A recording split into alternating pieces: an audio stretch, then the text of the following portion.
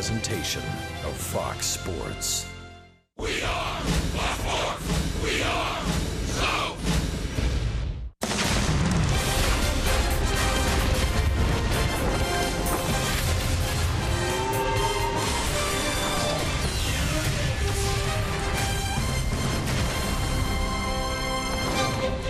April in the ATL continues in Washington, D.C. 30 games in 30 days. For the first time this year, the Braves hit the road. They take on their division rivals here at Nationals Park. It's already our second look at Dusty Baker and his Washington club, and it's a beautiful night for baseball. It's also an unforgettable night for Mallex Smith is here, called up from Gwinnett. Very hot start for the Braves speedy center fielder. A triple, 2 doubles, 5 runs, and 6 hits. He's ready for the show. We're ready for him. We're ready for a beautiful night for baseball here at Nationals Park. Hi again, friends. Chip and Joe. Well, this is what Braves fans have been waiting for. The steady stream of young talent coming through the Braves farm system. Mallex Smith gets it started tonight. Step number 1. First time that the Braves fans can put a face with a name that they've been hearing about for some time. With all the hard work that John Coppolella and John Hart have put together trying to acquire young talent, this is the first guy that makes the scene. And he's gotten off to a good start in the Braves organization. Last year, the organizational player of the year between AA and AAA. Braves got him in the first deal with the Padres, and you see the numbers from last year.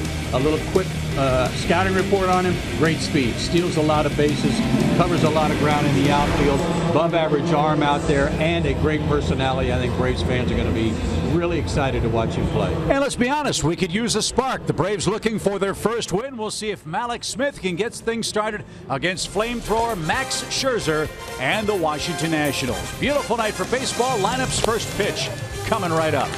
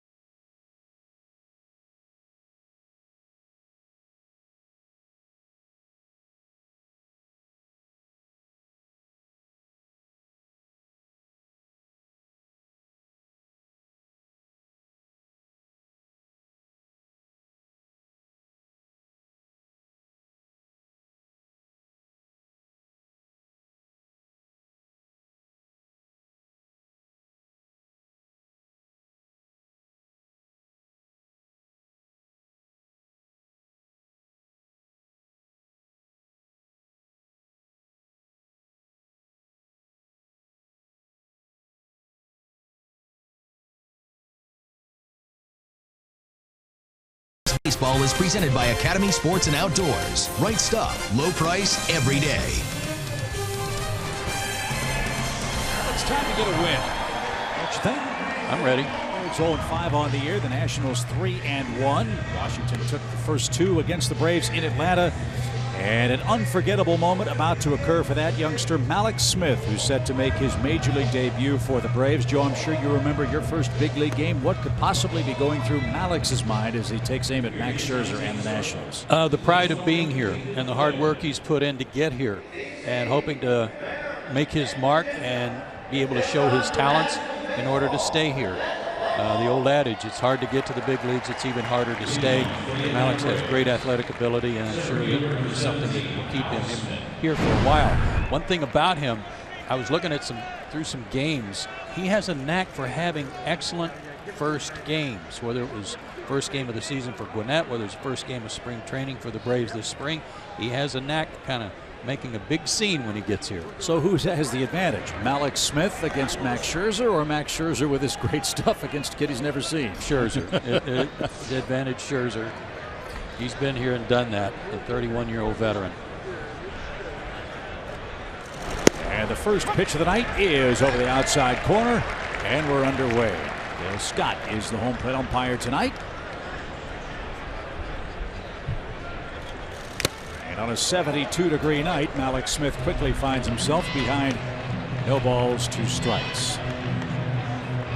6 or more days of rest in his career, not such good luck for him. 7-10, pretty good ERA, but he pitched on opening day on the 4th, hasn't pitched since. And Mallex Smith on 3 pitches is retired by Scherzer. 1 up and 1 man down.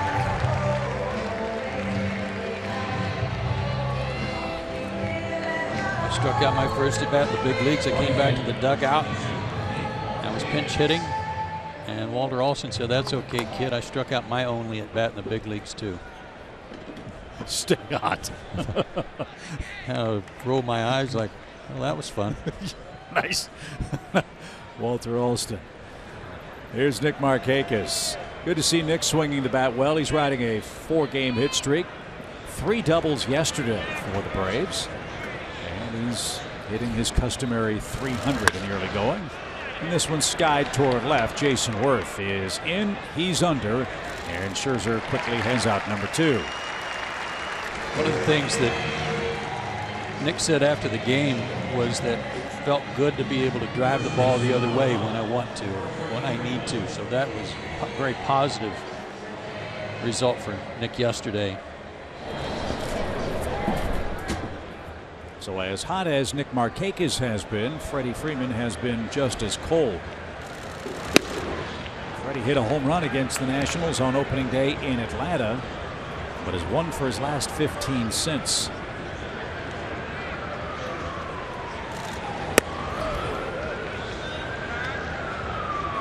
And Scherzer behind him, 2 balls, no strikes.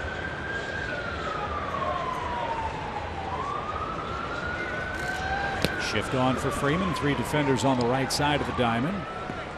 And now it's 3-0. Hit a home run off Scherzer in the first inning of the first game.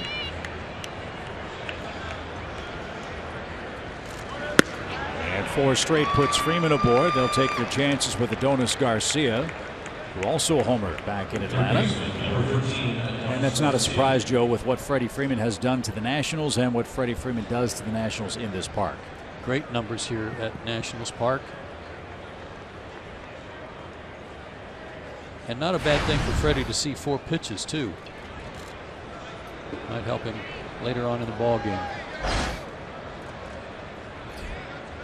Adonis was 4 for 7 in the series against the Nationals. And pops one straight back foul. It's 0-1.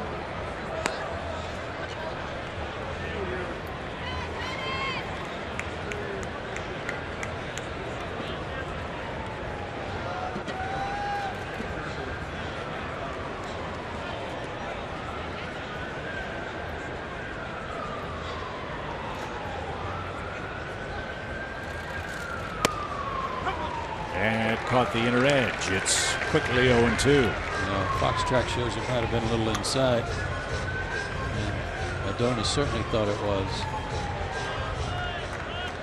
So Dale Scott giving the inside corner in the early going. Hopefully Bud Norris paying attention to that.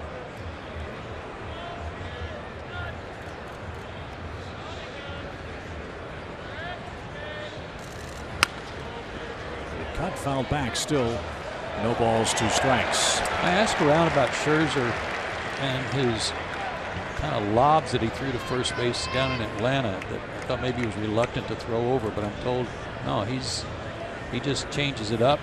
That was just a coincidence that he didn't really fire anything over to first. In fact, he's had a good positive influence on Steven Strasburg, changing up his routine going to the plate, timing-wise. Freeman's running. The pitch is fouled away. Freddie had a big lead. Garcia's spoiled a couple of good pitches and stays alive. 0-2.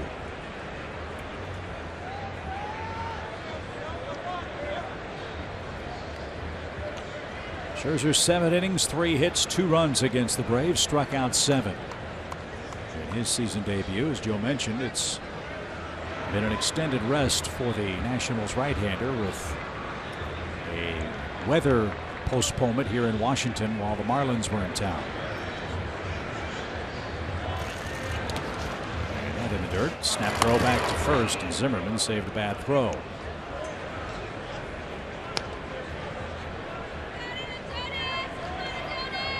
And Ramos behind the plate has a great arm.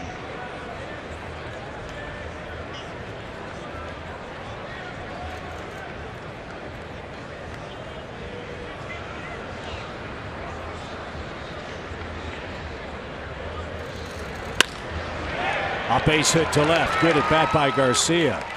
It was a slider that Scherzer hung to Adonis in Atlanta on an 0-2 count, and Garcia ripped another slider for the first Atlanta hit. Now Scherzer said he thought it was probably the only mistake he made in that start opening day. And Adonis was able to comb it into the seats, and here's another hanger, virtually the same place, but this one goes for a single. It looks like it's going east-west just fine, but not a whole lot of north-south on that Scherzer slider. So the Braves with some good working with 2 outs brings up A.J. Pierzynski. A.J. 1 for his first 12 at the plate. Early run would be nice. And Pierzynski tries to split the gap, and he's going to. That one's going to go all the way to the warning track. 1 run scores. Here comes Garcia around third. A.J. Pierzynski doubles on the first pitch, and the Braves have jumped in front 2-0 here in the opening inning.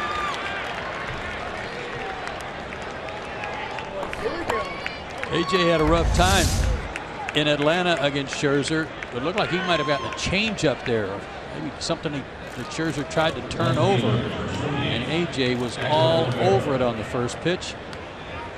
A little 2-out lightning and a great start to the road trip. All this with 2 outs. They pitched around Freeman. Garcia and Pierzynski spoiled that. And now Oliveira bats.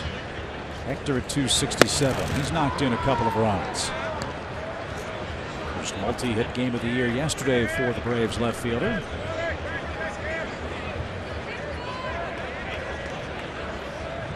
This crowd in Washington stunned at the moment as Scherzer's been tagged for 2 first-inning tallies. Get back to the screen, even count.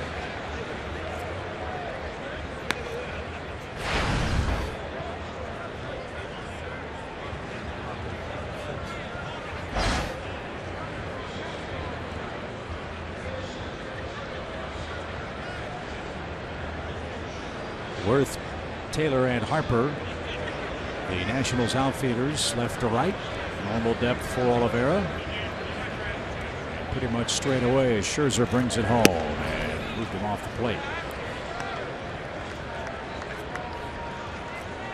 One big difference between these 2 clubs, besides their record, is their work defensively. The Nationals have made only 1 error in their first 4 games. That's impressive.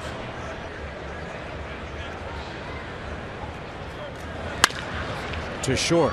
Espinosa's got it. He's got a strong arm and makes a perfect throw. The Braves get a walk, a single, and a big double by A.J. Pierzynski to score the first and second runs of the game.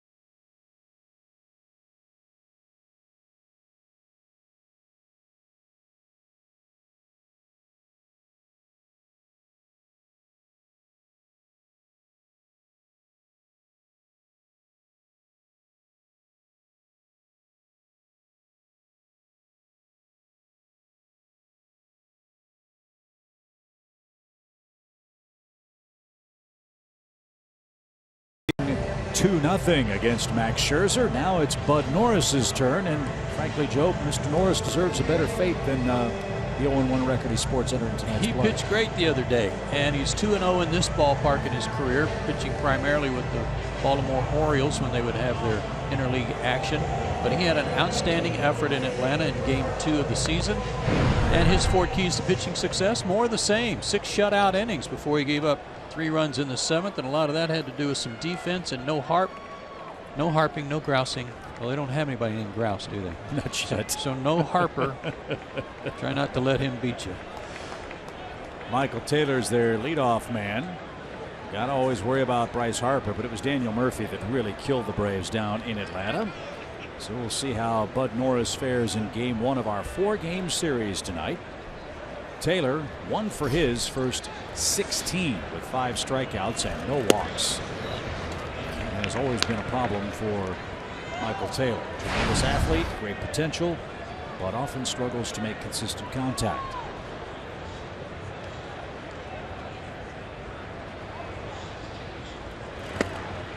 The other side of the baseball for Alex Smith. He's in center field tonight.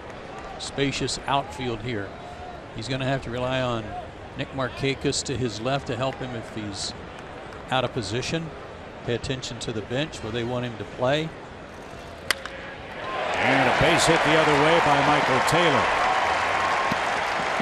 So a leadoff single for the National center fielder. And Norris immediately to the stretch with Rendon coming up. As you said, Chip, he'd been 1 for 16 with 5 strikeouts, so this is a real good sign for Michael Taylor to stay on the ball and hit it the other way.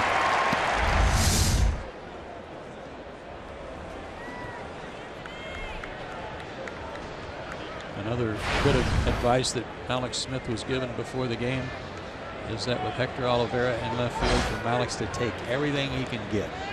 Yes, Oliveira's learning on the fly here too. In left field for the Braves, Anthony Rendon, the Washington third baseman, is 6 for his first 18 at the plate.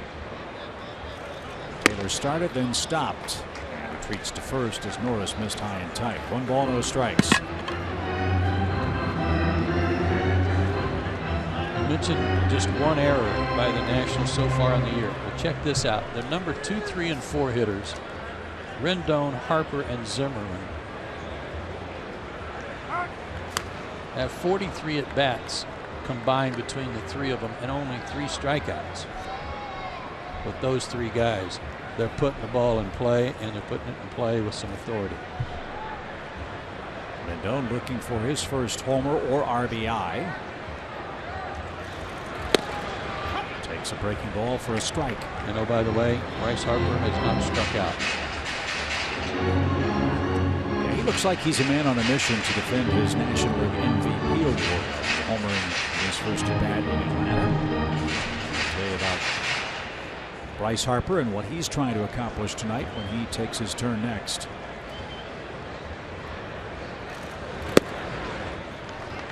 That's a little low. 2 balls and a strike. One of the criticisms of the Braves pitching staff, and it didn't really apply to Bud Norris as much as some of the other guys, was constantly pitching behind. Get it. Was constantly pitching behind in the count. So hopefully tonight the Braves can do a better job of getting strike 1. After that play at first, Norris pointed to the Braves dugout asking for maybe a check of the replay.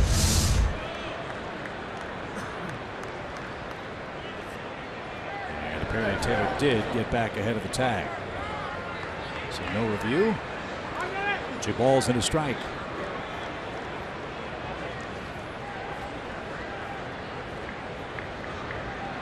Pretty good lead at first by Taylor. He's going. Good jump. Swing and a miss. AJ's throw is in front of the bag. Jace Peterson couldn't keep it in front. Smith backed up the play, and Taylor stays at second. Good hustle by Malix there to back up the play, prevent him from going to third. AJ wants to know if there was batter interference on the recoil. He thought he got hit by the bat of Rendon on the throw. Good crossover. He was even leaning. Here's throw. Let's see on the follow through. Whack on the shoulder.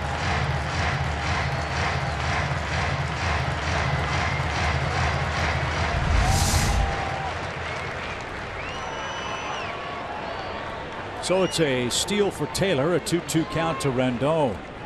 2-0 Atlanta. Nationals trying to come back in the first. And a shot foul. And out of play. Time for our Georgia lottery hitting the jackpot. How about the middle of the Nationals order and what they've been doing? I'll add one more guy to that list I was talking about, Murphy.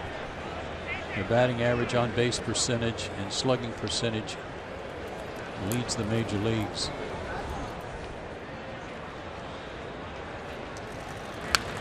They're averaging a little less than 4 runs per game by the Nationals. But when your staff ERA is 2.68, you're going to win 4-3. Marlins found out about that, splitting the 2 games they were able to play here. Every single Washington game so far this year has been a 1-run game. Dusty's club 3-1 so far. 2 balls, 2 strikes.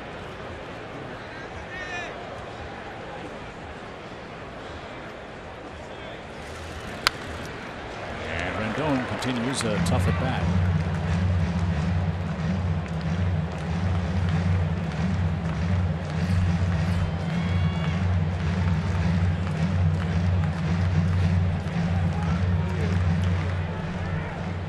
Two and 2 for Anthony Rendon, pride of Rice.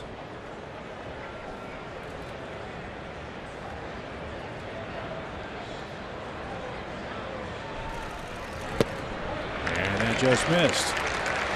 Full count. Harper's next.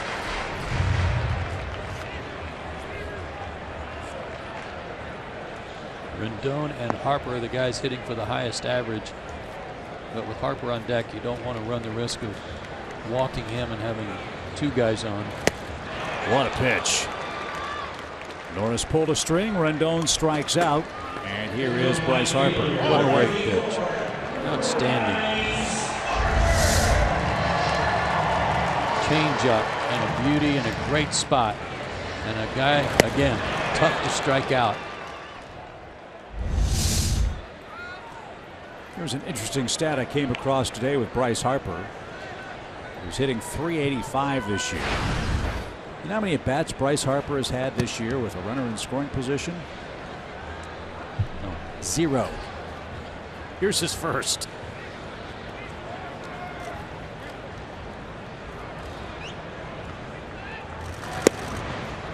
Norris missed to him. 1 ball, no strikes. Harper sitting on 99 home runs. Already in his career.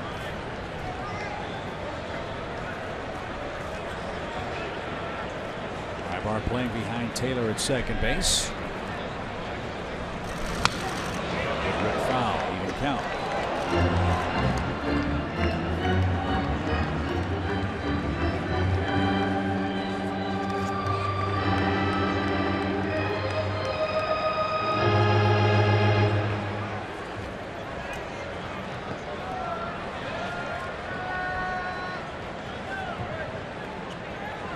Zimmerman next. He's the cleanup man for the Nats. Braves got 2 in the first on a Przinski double.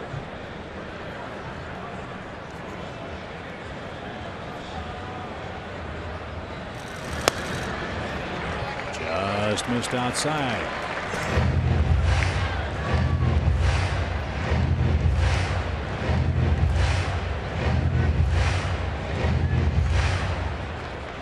Bryce Harper's also a smart hitter. There are times like this where he's willing, with first base open, to look for something off speed, figuring they're kind of pitching around him.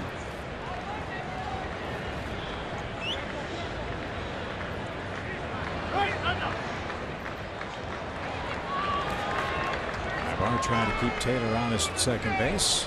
Stepped off.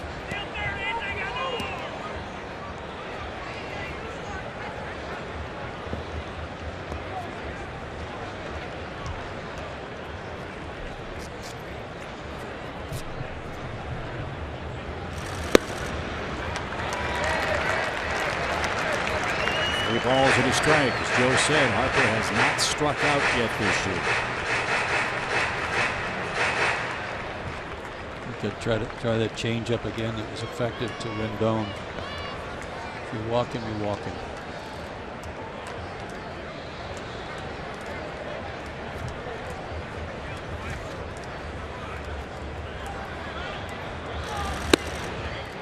Bryce Harper does walk for the 6th time this year. 2 on for Zimmerman with 1 out. Shook off a couple of signs and got the pitch he wanted, which was a slider, and it was not a good one. Fortunate for him that it was just bad enough that Harper didn't offer. So Zimmerman bats.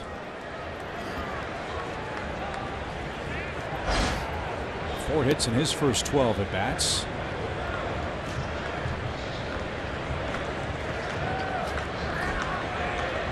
Monitoring his playing time over the plantar fasciitis issues. Runners go. The throw's going to go through to second base. Close play, and it's a double steal. Taylor had third easily. Harper steals second. Now they're 2 in scoring position with 1 out.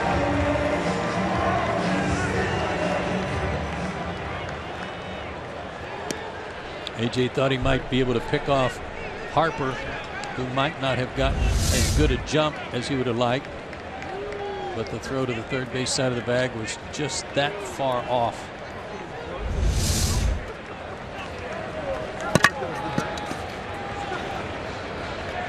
He had his gloves in his mouth because he was taken by surprise on the first pitch that Taylor was going. He didn't have a chance to put him in his back pocket.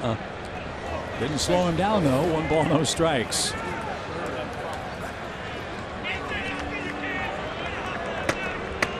And AJ and Norris want to make sure they're on the same page here.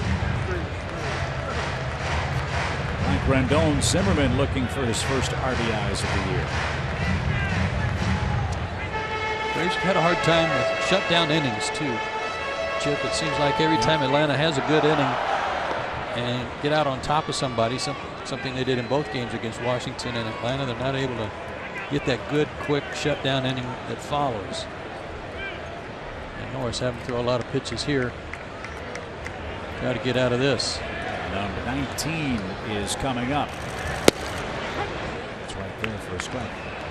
0-2. Strikeout here would be nice. Daniel Murphy, then Jason Worth on the Washington lineup card. Taylor an opposite field single.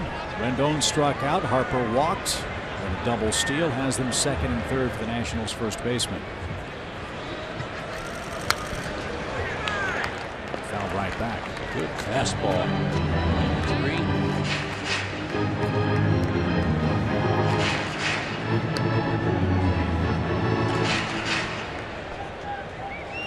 Again, these guys are hard to strike out here in the middle of their order. But he's got Zimmerman in the hole. Let's see what he goes to try to finish him off.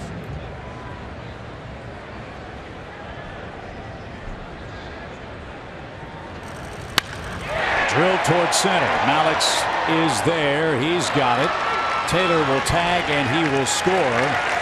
Harper holds at second on a Zimmerman sacrifice fly, and the Nationals have their first run of the night. 0-2 fastball. And Zimmerman caught up to that one. The third baseman, number 20,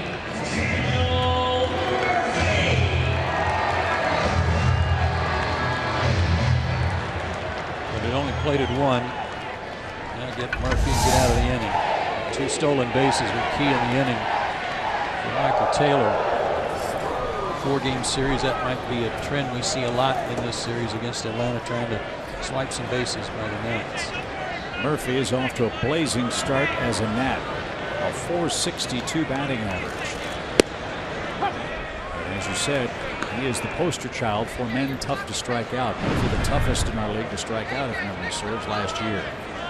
Yeah, he wasn't even part of that 2, 3, and 4 I was talking about. He's fanned 4 times this year in 13 at bats. That's a lot for him. He drills this ball toward right center field. Markakis on the run. Smith on the run. It's a home run for Daniel Murphy.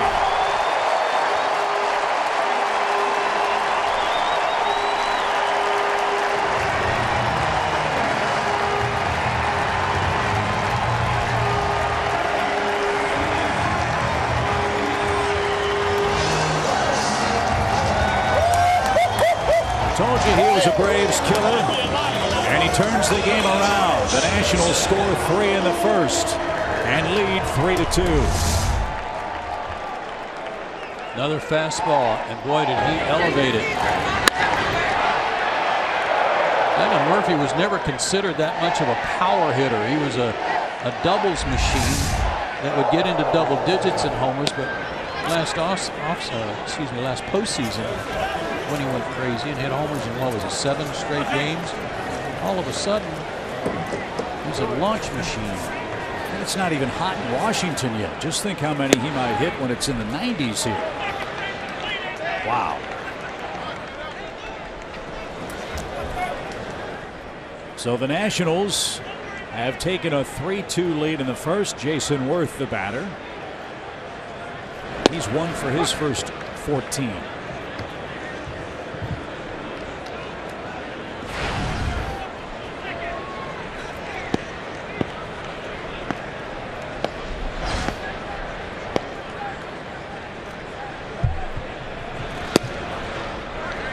Missed. Boy, a huge opening week for Daniel Murphy. He's reached base in 12 of his 19 plate appearances with 7 hits, 2 homers, and 7 RBIs. And he's talking there about how he hit that pitch, and he really was almost up in his eyes, how he got the bat up on the plane to it.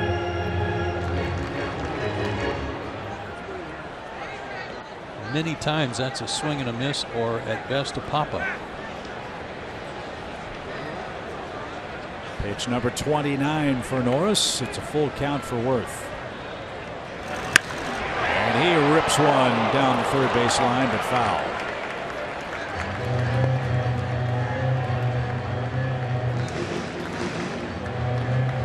There's some happy fans.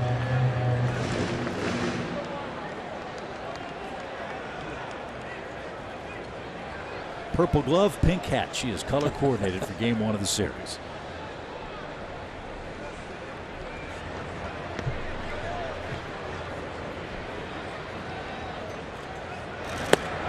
And Worth takes a walk.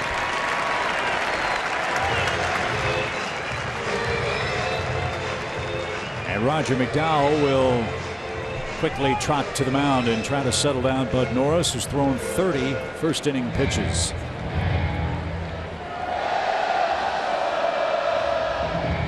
For some reason, and the reason is the Nationals are a very good ball club, Nationals Park has become a house of horrors for the Braves. Atlanta has lost 14 of its last 15 games played in this park, and 10 consecutive. Went 0-10 here last year. But the road was not kind to the Braves at all last season. 25-56 overall.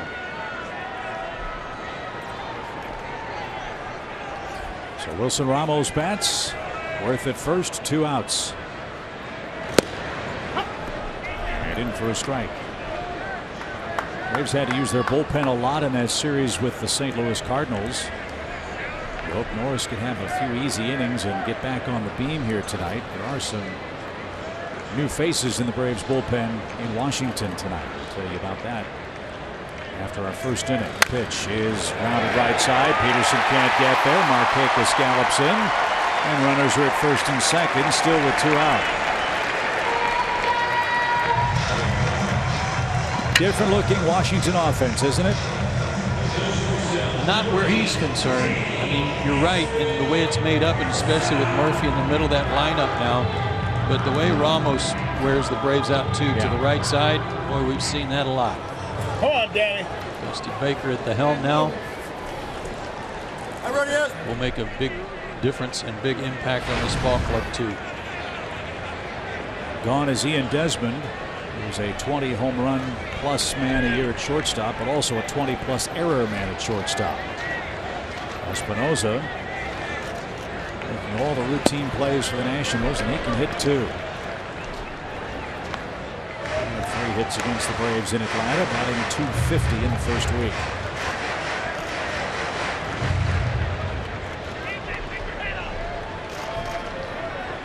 A Daniel Murphy homer has put Washington in front by a run. Espinosa looks to add to the lead with Worth at second, Ramos at first.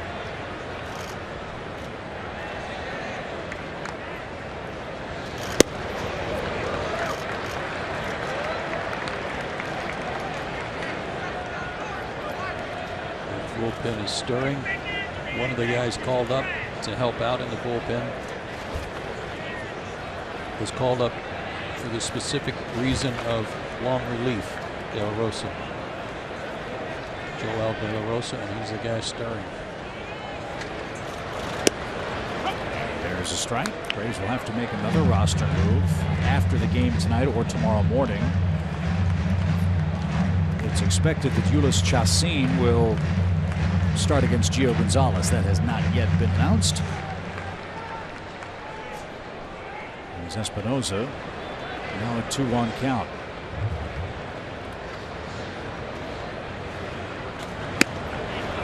He's a little late. 2-2.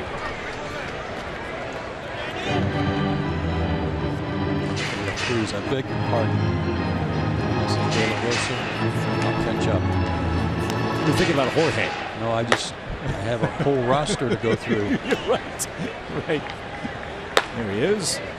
2 balls, 2 strikes.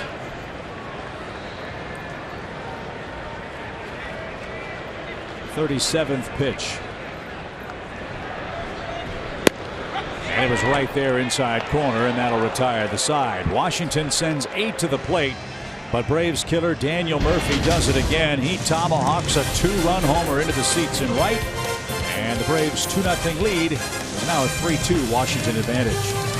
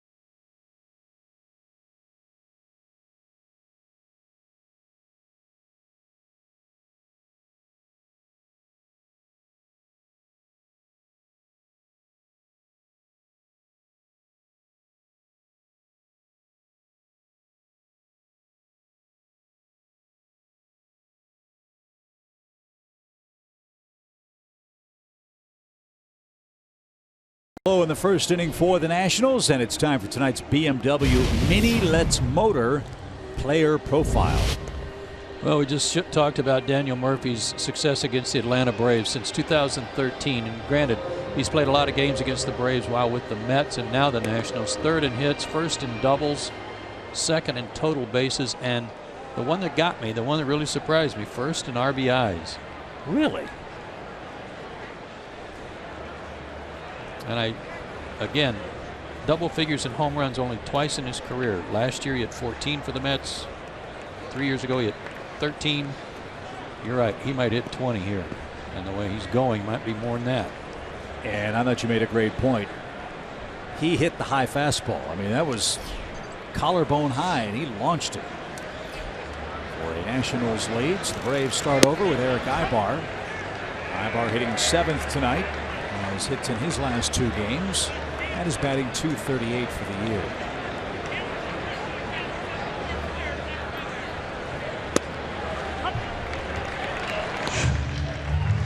we're told that Scherzer was not happy in the bullpen tonight warming up. He was angry at himself, barking at himself just about every pitch. After the top of the first, he went down the tunnel, had a little hissy fit. Nothing can calm a guy down like getting those runs back and add on and give him a lead to cover it up. He must feel like king of the hill tonight. You bet. He's got the home-run advantage. And he's got the 7, 8, 9 hitters coming up. Ibar, Peterson, and Braves starter Bud Norris. 3-2 game. Quickly 0-2 for Ibar. Just missed.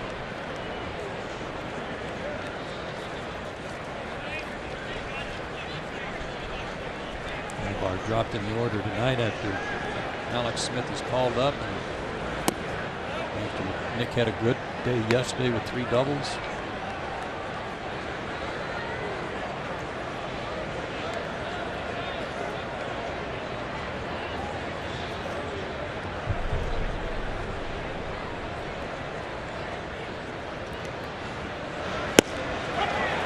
Over the outside corner, a called third strike. Second strikeout for Scherzer. Something that the polished veteran right-hander knows a thing or two about. Well, he shook off 3 signs before Ramos landed on the curveball, and he dropped in the backdoor curveball, which is exactly what he wanted.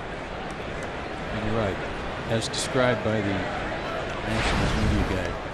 276 strikeouts in 228 innings for Scherzer last year, en route to a 14-win season with a couple of no-hitters thrown in for good measure.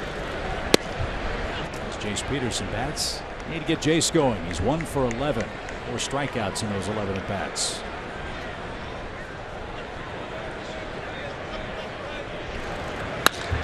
And on cue, he singles right back where it came from for the 3rd Atlanta hit. He needed that. And the more Jace uses the middle of the field and even left center, the better it's going to be for him. That's another changeup. I'm Scherzer wasn't even sure if that he got out of the way of that one. That's that same pitch he turned over to A.J. Przinsky that resulted in a double. He didn't see it off the bat, but he sure heard it whistle by. As Norris bats, he's 0 for 2 on the year with a strikeout. And he lays down the bunt, and it's a beauty. Ramos will have one play. Perfect sacrifice. Peterson in scoring position. And an RBI chance for Alex Smith with 2 outs. Well done by Bud.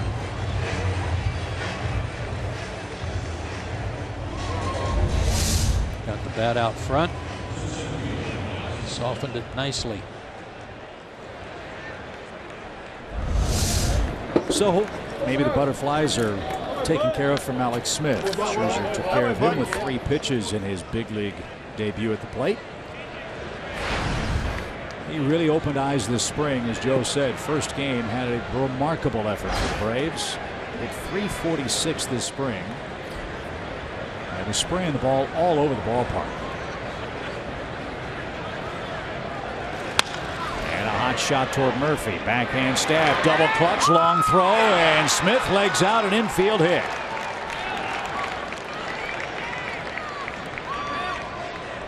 First big league hit from Alex Smith. And Braves have runners at first and third with 2 outs. That ball's thrown out of play, and the Braves dugout's asking for it. It was tossed into the camera well, and it'll be safely sent over to Alex Smith in his first big league game, second big league at bat. He legs out an infield single. Sharply hit too. I'm not sure Murphy was going to get him even if he hadn't double clutched.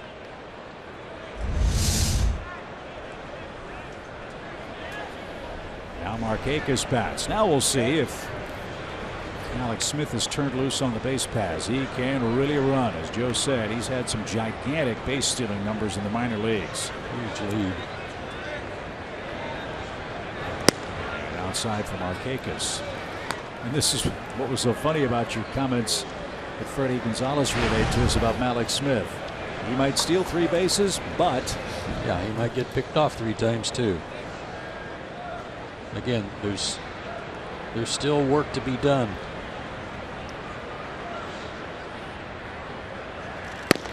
That's an area where the big leagues have really changed, though, is it not, Joe?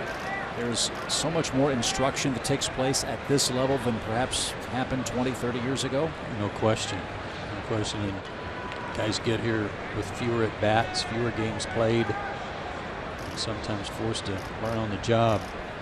He's going. Markakis fouled back, 2 balls and a strike. It extended his lead a little bit. But there's an advantage to that at the big league level, too, we were talking about in the dugout. In AAA, not as many coaches, not as much video. I mean, you can go to a person for every facet of your game if you want. That's no slight to the coaches by any means. Right.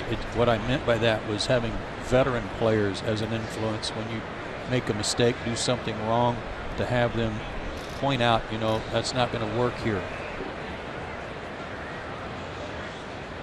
2 balls and a strike.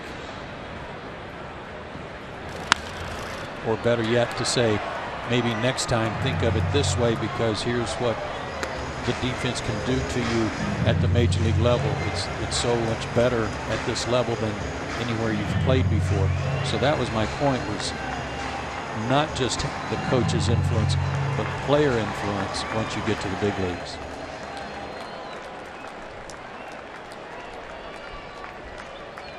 Two balls, 2 strikes. Markakis with 2 outs, and the Braves down 3-2.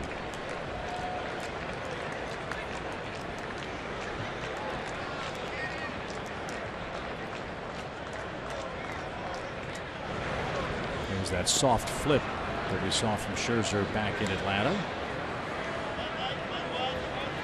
It might be a setup for a snap throw.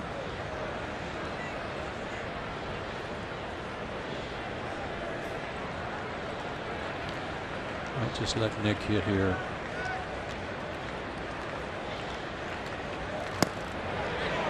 Over but low. Good eye by Markakis. 3-2.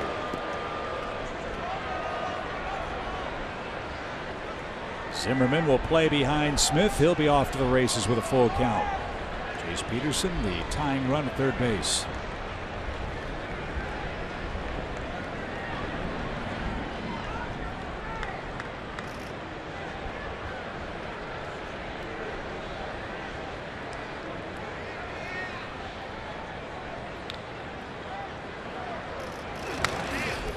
He was right on it.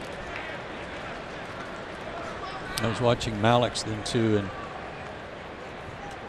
he's been taught the right way, and that is to make sure that you don't leave early so they can't sneak in behind you and pick you off in this situation. Even though Zimmerman's playing behind him, he made sure Max Scherzer was already into his kick to the plate before he broke.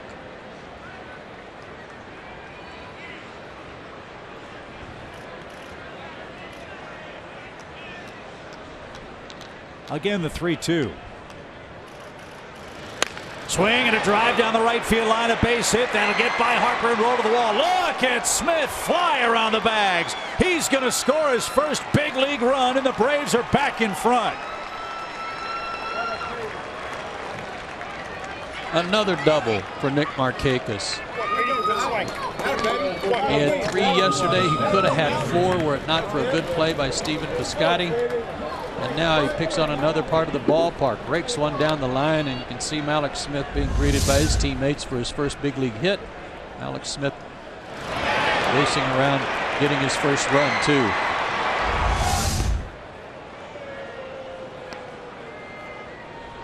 So he's got the hit taken care of. He's got the run taken care of. Now let's see if the Braves can protect or add to a 4-3 lead. They'll pitch around Freeman and go after Adonis Garcia, who has singled and scored as well. We're seeing Nick Markakis in the last 2 days sting the ball as well as we saw him at any time last year. And he talked about he felt quick yesterday. His bat speed was there. It certainly is. In what was a disappointing year for the Braves, I thought Nick Markakis had one of the most remarkable years in recent memory in Atlanta because of those neck problems, because of the offseason surgery, because of the lack of ability to work out as he customarily would. Still, Joey had 181 hits, hit 296, and played in every game but 6 for the Braves. He was definitely an Iron Man. But I'll stand by what I said last year, is that we didn't see the best of Nick Markakis. I thought that was going to come once he had a full season of workouts and a full spring training. So if you like 2-out scoring, you like this game. Braves are back in front 4-3. Here's Adonis. He snapped an 0 for 8 in that first inning single.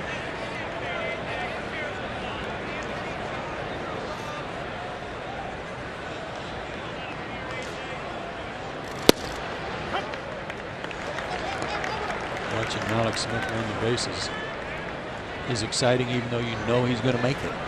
Just watching him run. Freddie Gonzalez made a comparison today that he's kind of an Otis Nixon type player, and I thought that was a great compliment. Inside for Garcia, 2 balls and a strike. Long layoff for Max Scherzer. It is showing here in the first. 25th pitch of the inning coming up. And a swing and a miss. Something tells me he's not going to throw him another slider.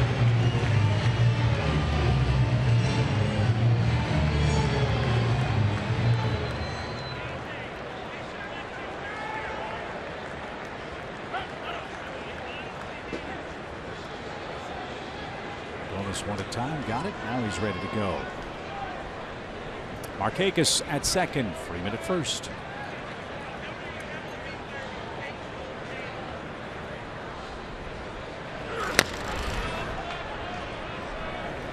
He'll make the play in the first, outside the first base coaching box, and he'll make a friend in the first couple of rows at Nationals Park. It's a pretty night, 72 degrees at first pitch.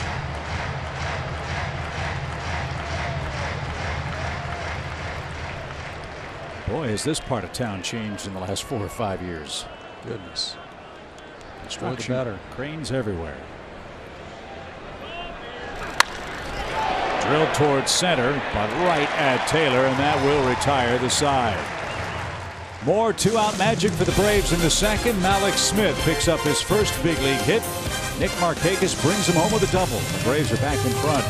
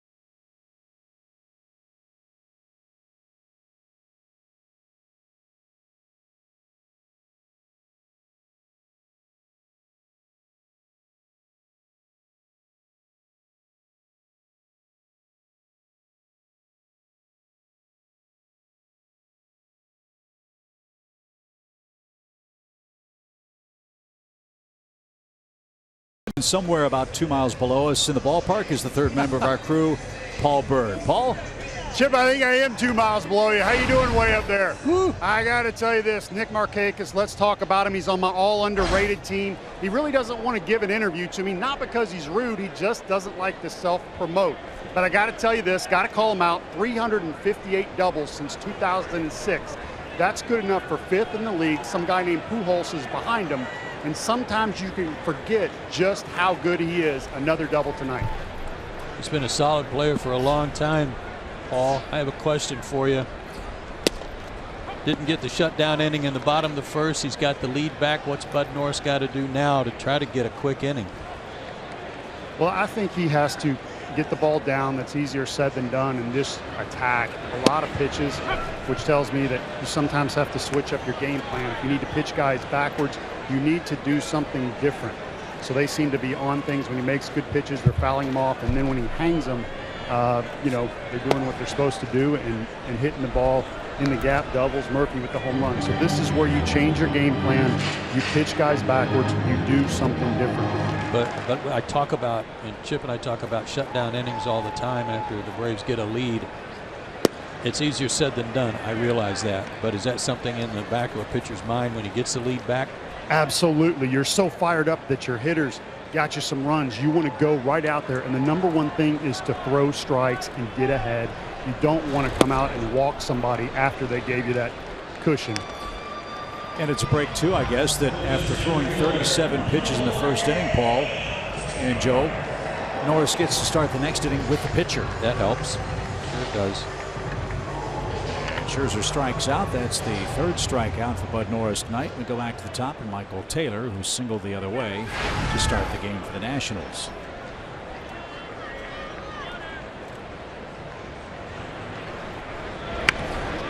Bunt foul.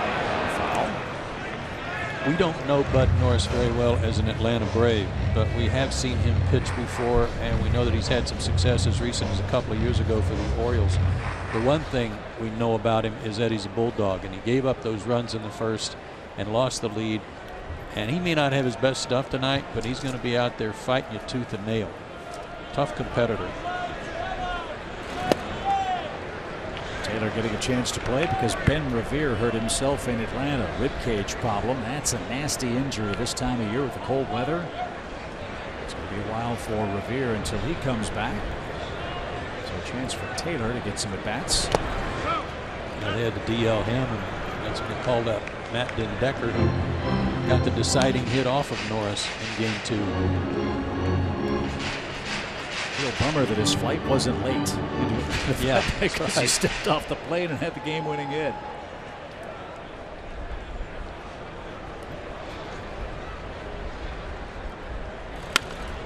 Out of play.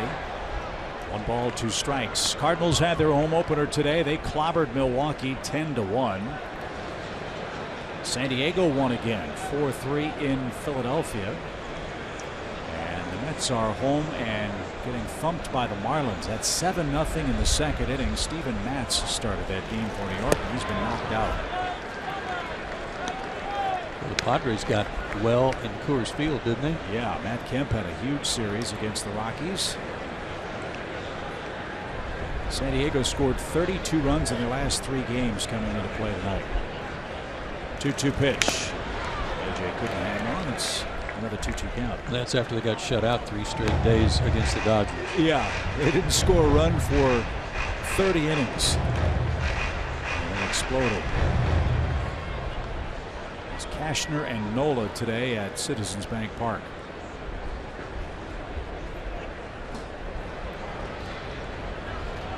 Taylor hanging tough. 2-2 pitch. To short. High ball. To his left. 360 spin. Nice play. Taylor retired by a step. 2 out. An excellent play by Eric with a fast runner going. Really extend to get that, which caused him a 360 spin. Good one.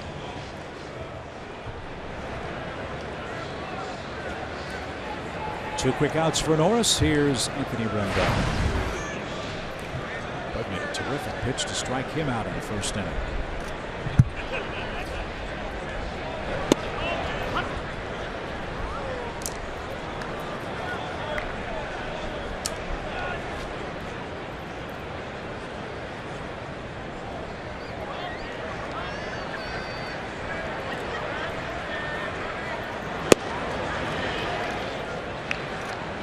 So far, Dale Scott's given the inside corner, not so much the outside. AJ tried to make that pitch look a little better, but didn't get the call. Even count.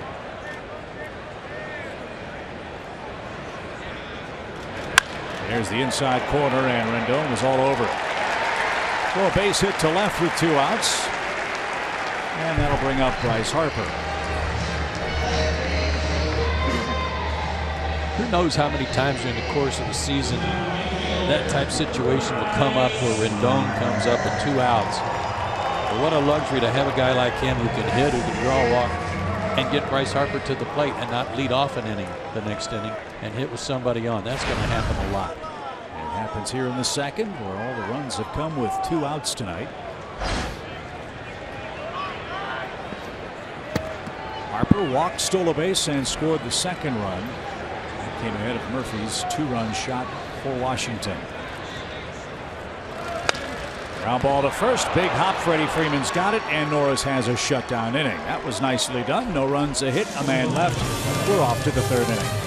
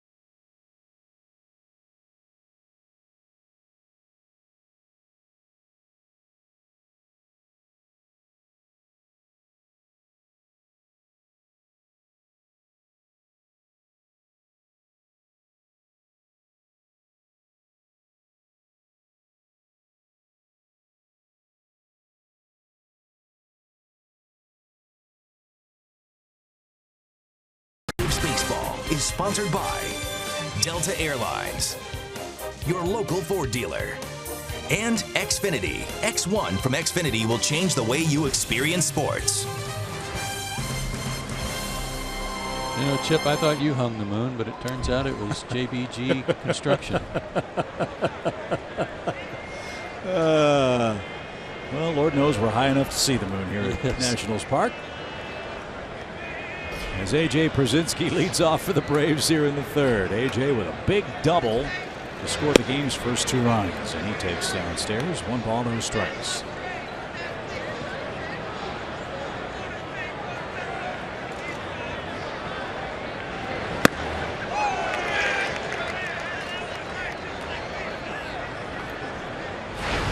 A.J. now 9 hits, I believe it is, away from 2,000.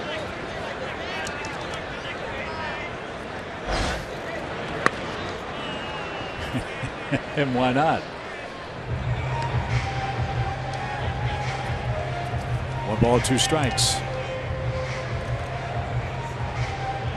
only thing wrong with that is that he's now in the hole in the count. If you're thinking about doing it, do it the first pitch.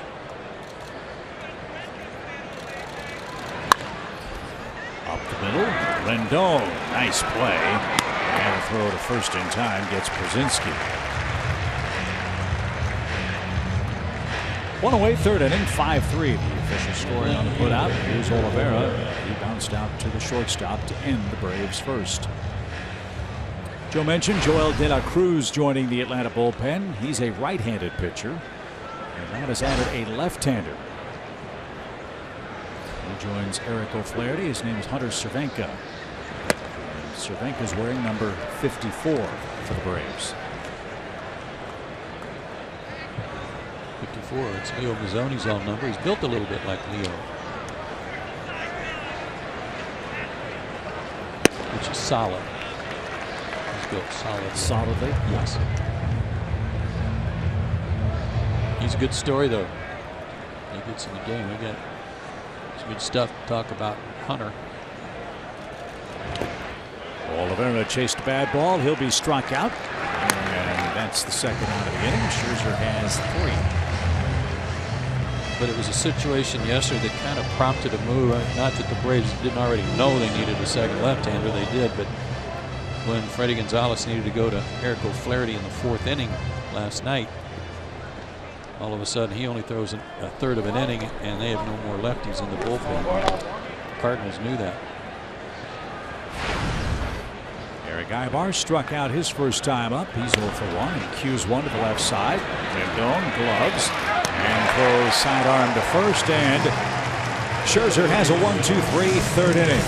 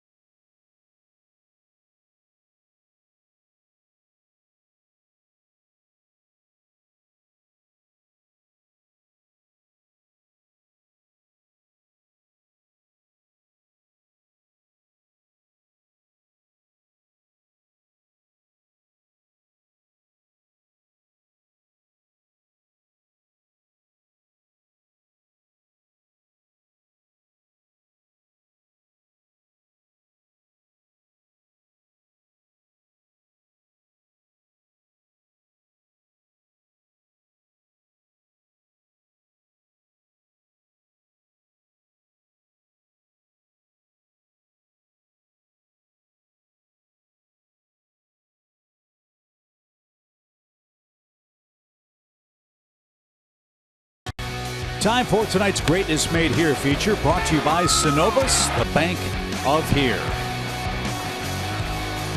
Great start from Alex Smith, his second at bat. Infield hit. And on a 3-2 count, he scored all the way from first on a running on the play on a double by Nick Markakis, Braves Organizational Player of the Year last year. Came over from the Padres and had a terrific year last year, combined between AA and AAA. Hitting about 350 at Mississippi when they called him up to Gwinnett. First game in the big leagues tonight. Already with a run scored as we head to the home third. Zimmerman leads off for the Nationals and takes a Bud Norris strike. Zimmerman with a sacrifice fly for his first RBI of the season.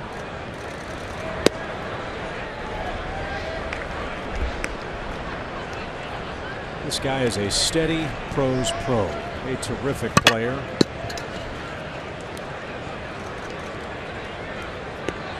Just hasn't been able to stay healthy the last couple of years. He's played 156 games combined in 2014 and 2015. When he's right, he's a book at 25 home run a year guy, 80 to 90 RBIs. Well, shoulder problems moved him across the diamond to first base. He's had some foot problems, but he's always been able to do that. He turns around a fastball, rips it into right field for a leadoff single, and that's how the Nationals' third inning begins. Again, it's like they're cutting down on their swings with 2 strikes. Not a bad pitch, fastball away, had the outside corner, and he served it through the hole. Frustrating Bud Norris. Well, I think that's going to be a fascinating thing to watch with the Nationals team. They are putting the ball in play with great regularity, and when they're healthy, these guys all know how to hit. That's going to be a tough lineup to go through. As many changes as they had in their coaching staff. Rick Shue was retained as their hitting coach, but they also hired a manager who's a pretty good hitting coach in Dusty Baker. now. Strike to Murphy. 2-run homer for Murphy in the first inning.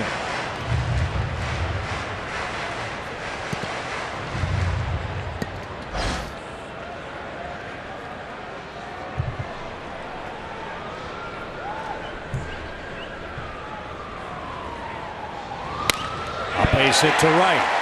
Zimmerman will stop at second base. Back-to-back singles. Somebody tell Murphy it's not October. Holy smokes, he's 2 for 2. Boy, did he stay back nicely on that pitch. It was a changeup, but he didn't commit. No, it was a two-seamer. Sinker had a lot of the plate, but again, really keeping the weight back.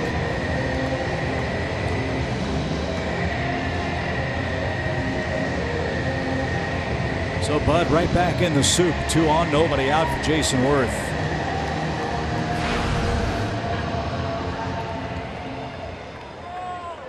'88 games for Worth last year. Shoulder problems a big issue. A left wrist bothered him as well.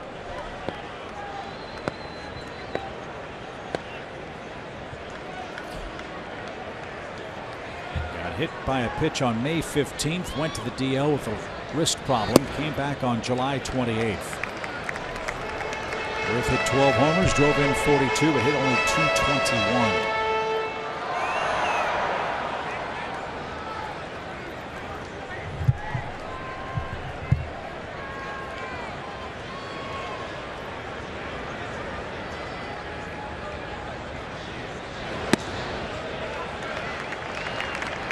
You know they're going to have some thunder at the top of the order. They're going to produce a lot of runs up there. They need Worth to get back to being Jason Worth. Pick up his, carry his weight down near the bottom of the order.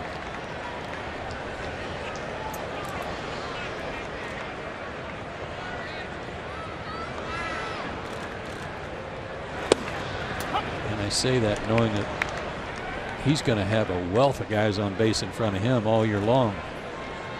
If he stays in the 6th spot, Harper, Zimmerman, Murphy, you know those guys are going to be on base a lot.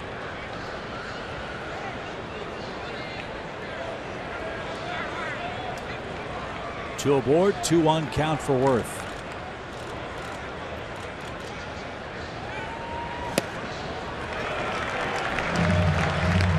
Nothing's come easy for either starter tonight. Braves are playing Worth a little differently than just straight up hoping for a double play ball. They've got Ibar over to his right in the hole because Worth does pull the ball on the ground that way. I think that's a good idea. Jace Peterson has to be the guy kind of hanging around the bag at second. Popped up. Freeman long run. Might have a play. And runs out of real estate.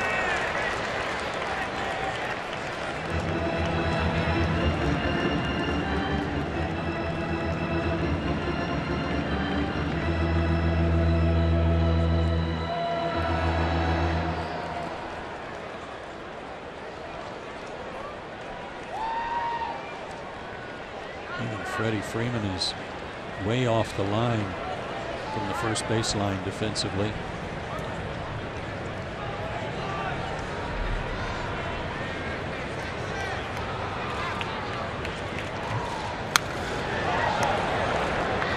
As Paul Burt suggested, one of the things that Bud Norris has to do is get the ball down.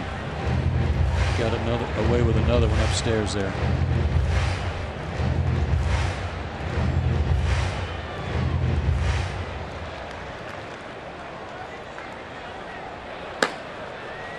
Joel De La Cruz loosening up again.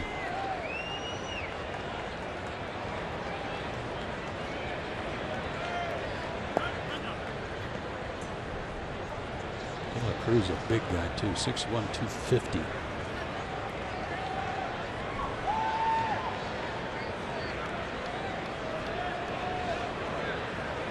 Full count for Worth. Runners lead. Do not go, and Worth skies one deep left.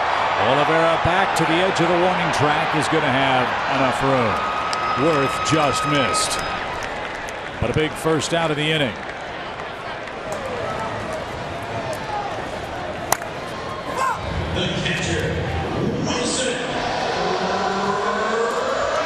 Now you've got the catcher up. Ground ball might get you out of the inning. Got it out front too, but got under it just a little bit. When he hit it, I thought it was gone.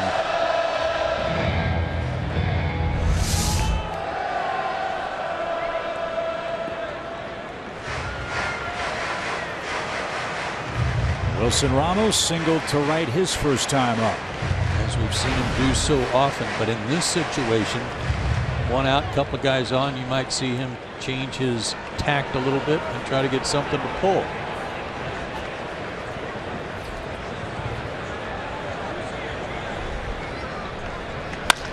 Ground ball left side. He did pull it. Ibar gloves, has no play. It's an infield hit for Ramos.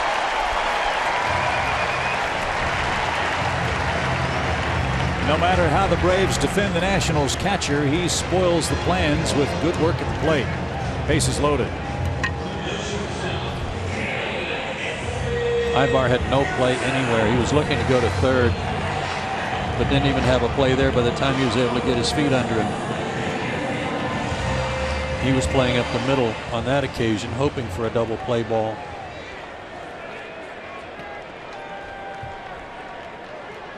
So Espinosa, the 8th place hitter, has the bases loaded and one out. He struck out his first time. His key at bat in this ball game right here, because if he can retire Espinosa with no damage, he's got the pitcher on deck and can get out of the inning. To left. Oliveira near the line, still creeping back onto the warning track, makes the grab. Zimmerman will tag and he will score. Espinosa delivers a game-tying sacrifice fly.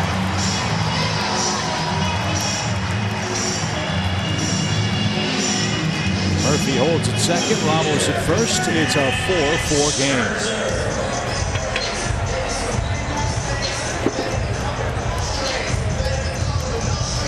Bases loaded, one out. I think Bud Norris to take that, provided he can get Max Scherzer here. He was 0 for 4 against the Atlanta Braves with 4 strikeouts so far. Game 1 and this one.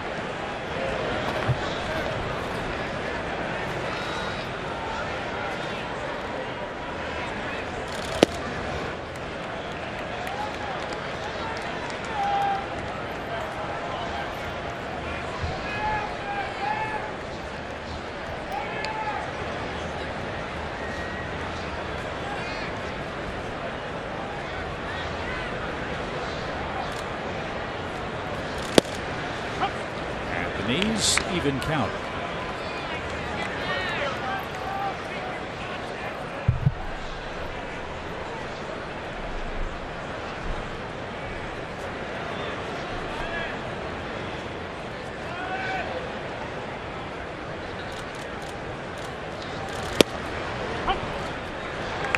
Same spot.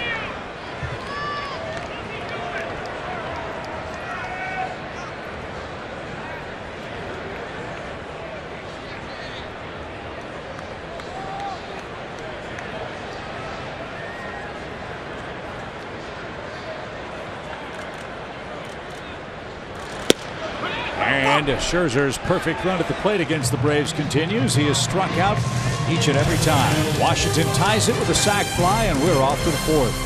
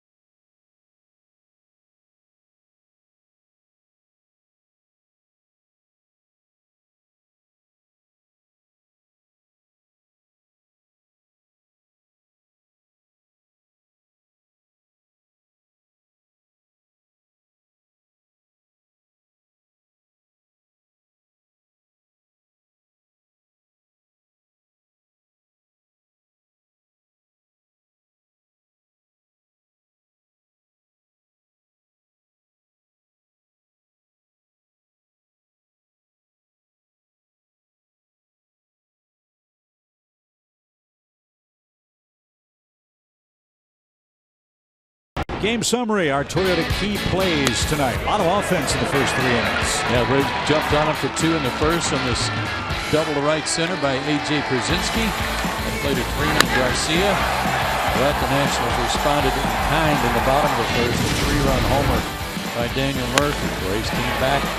Then the second inning, got the lead back. 2 out, 2-run double by Nick Markakis.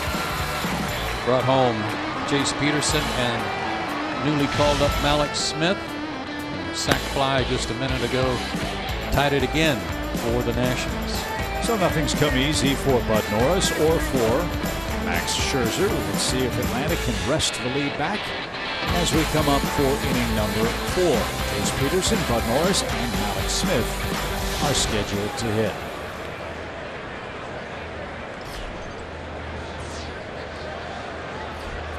Jace Peterson singled up the middle, his first and only time up tonight. Fouled that one away for a swinging strike.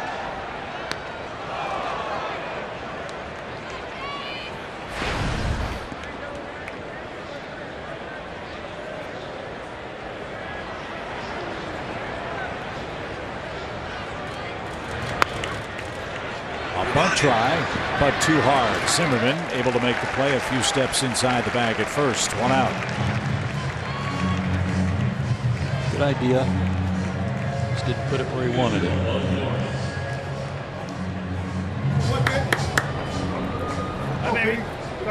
Bud Norris helped himself with a successful sacrifice back in the second inning.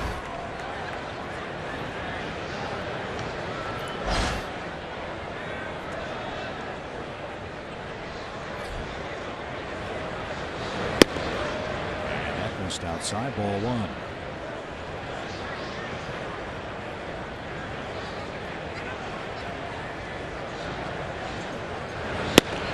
Pretty baseball night here at Nationals Park. The cherry blossoms are blooming on the trees down the left field line here.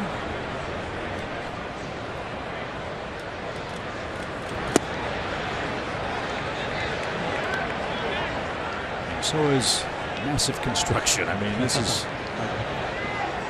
nothing you've ever seen. High rises going up all over the place down here by the Navy Yards and Anacostia River. This ballpark has done wonders for this part of the district. 3 balls and a strike. And he just walked the pitcher. It's been that kind of night for Scherzer. Got to make him pay for that. And Malik Smith up for a 3rd time in his big league debut.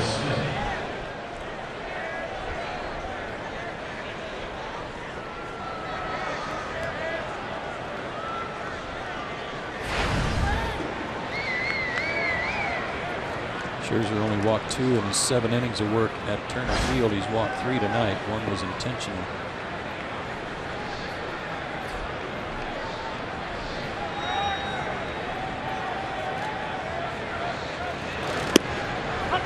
Off-speed pitch, a strike.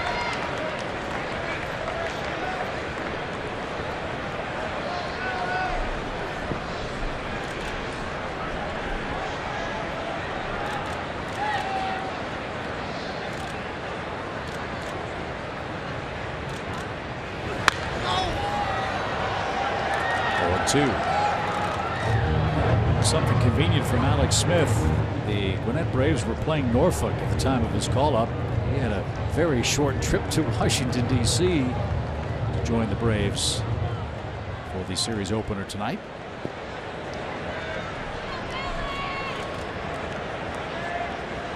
And it's 0-2 with Norris at first.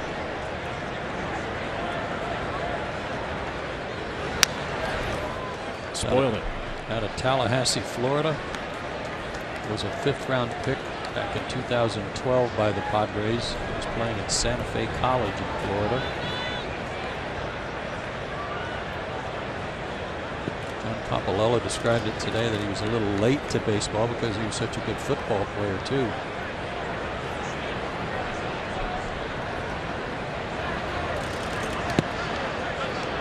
He was a very highly recruited defensive tackle, 5'9", 170 pounds. Defensive tackle.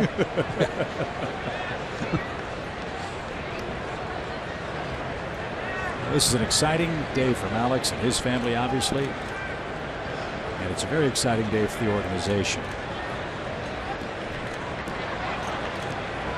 So the talent pipeline start to bring guys to the big league ball club. 1-2 pitch. Cued towards short. They're going to get one, and that's it. So Norris is forced at second. Smith at first with 2 outs, and Nick Markakis is coming up again. That's a good trade there. Now we might see Smith try to swipe his first base. Averaged 70 stolen bases a year over the last 3 years. This will be a good matchup. Ramos is very good at throwing out base stealers. Last 5 years, he's gunned out 28% of all would-be stealers. Big lead. Another lob.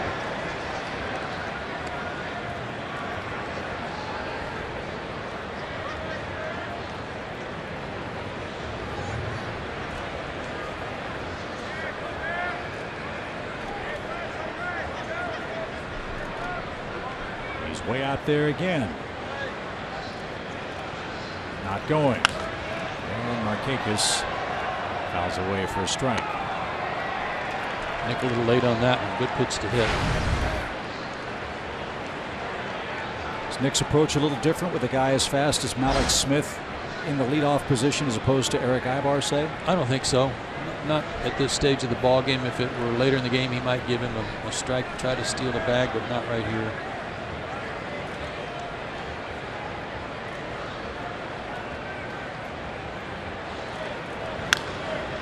Fouled away again. Scherzer changed his delivery there with a slide step to try to speed it up.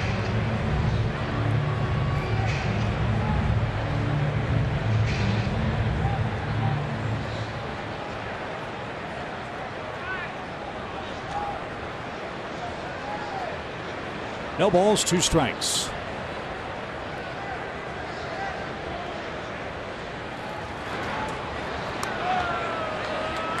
Someone's looking at him like, you know, you're throwing it right up in the lights on me here. You lob it lower.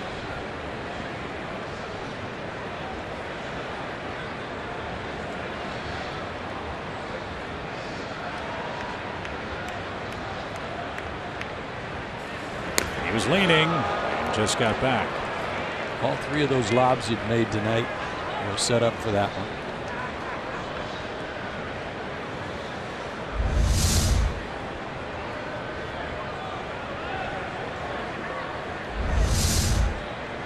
What a lead. Might be the biggest of the night for him.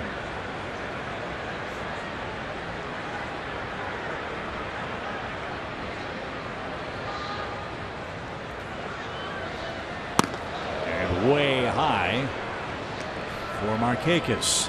He's definitely in Scherzer's head. Seen the slide step. You've seen Scherzer change his pause time. Seen a couple of throws to first base now. Might be just what Markakis is hoping for. 1-2. Another quarter step on the lead from Alex.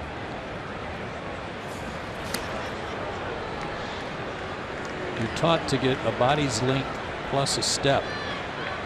He's got a body's length plus about 2 steps.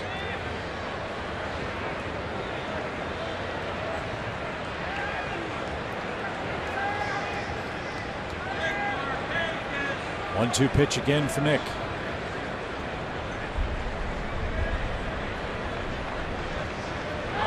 He starts, then stops, and Markakis spoiled another good pitch.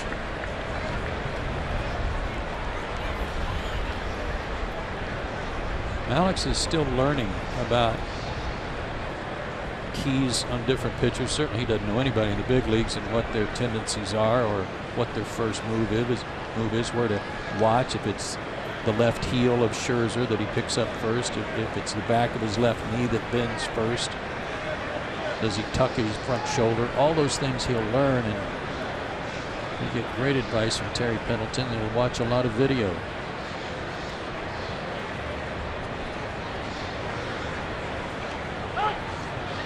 that time. And that is one of the best defenses against base stealers of anything, and that's just hold the ball, make them get tense. Those stealers hate that.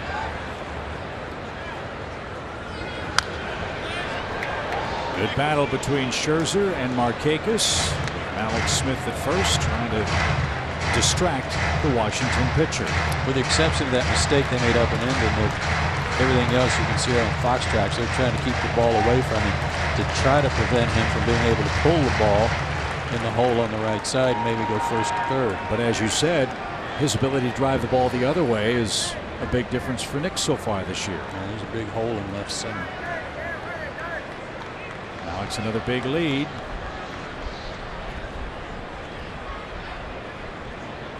And he's going. The pitch is low. The Ramos throw sails, and they got it. Espinosa caught the ball, applied the tag, and went right to the face of Malik Smith, who's thrown out trying to steal. That battle won by the Washington catcher, Wilson Ramos. Alex Smith thrown out. Well, what hit him in the head? Was the helmet? Something hit him right between the eyes, and he's bleeding. The tag was on the back of the head, but it was his helmet that hit him in the face. So welcome to the big leagues, Malik Smith. Wow.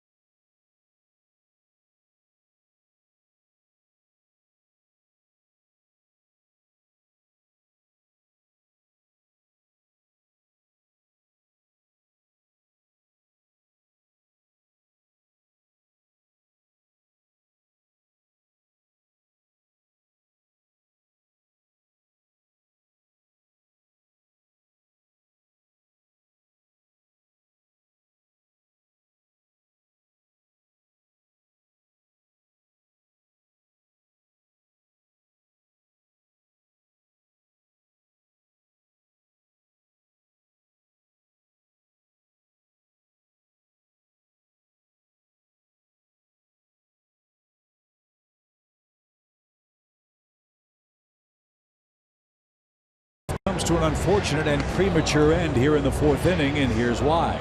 Yeah, the helmet came off. The tag was on the back of the head here, but watch the helmet now bounce up off the bag and hit him right in the face. And that's, I'm guessing, the only place that I can find where there was really hard contact. But that was a big gash right in his eyebrow that's going to force him to leave. Drew Stubbs checks into play center field. He'll bat in Malix's spot on the lineup card.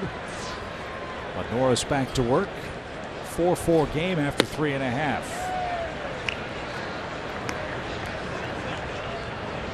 So I think it's safe to say from Alex Smith this will be an unforgettable day. Absolutely. First hit, first run, first strikeout, and first caught stealing. And a cut that need attention from athletic trainers Jeff Porter and Jim Lovell. Taylor's got to hit a run and 2 stolen bases tonight, his second hit of the year. And that one right back up the middle. Peterson had him played perfectly. Not sure if Norris got a piece of it. We'll wait for the official scoring. Taylor is out number 1. The other part of that stolen base attempt was the great catch and release by Ramos again. He's like an infielder back behind the plate, much like Molina at times. But he caught that ball and it was down low near the dirt. caught it and all in one motion, got rid of it quickly and made a very accurate throw. Rendon's 1 for 2 tonight. He singled his last time up and lines to third for out number 2. But Norris could use a quick and easy inning. That's always difficult when Bryce Harper represents the potential third out. Here he is. The right fielder, Bryce Harper.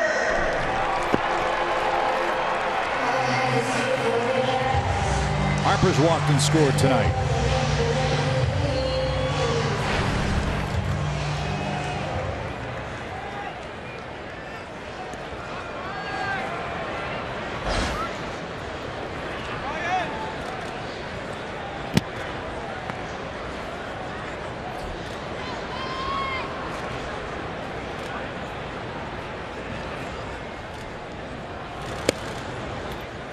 Take it low, 1 ball, no strikes. Man, Dale Scott's got an odd zone tonight.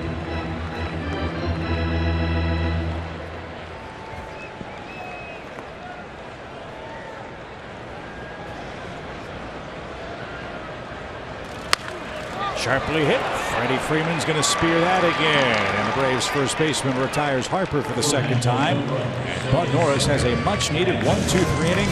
And only 6 pitches were needed. Markakis will get another look at Max Scherzer. We're off to the 5th inning time.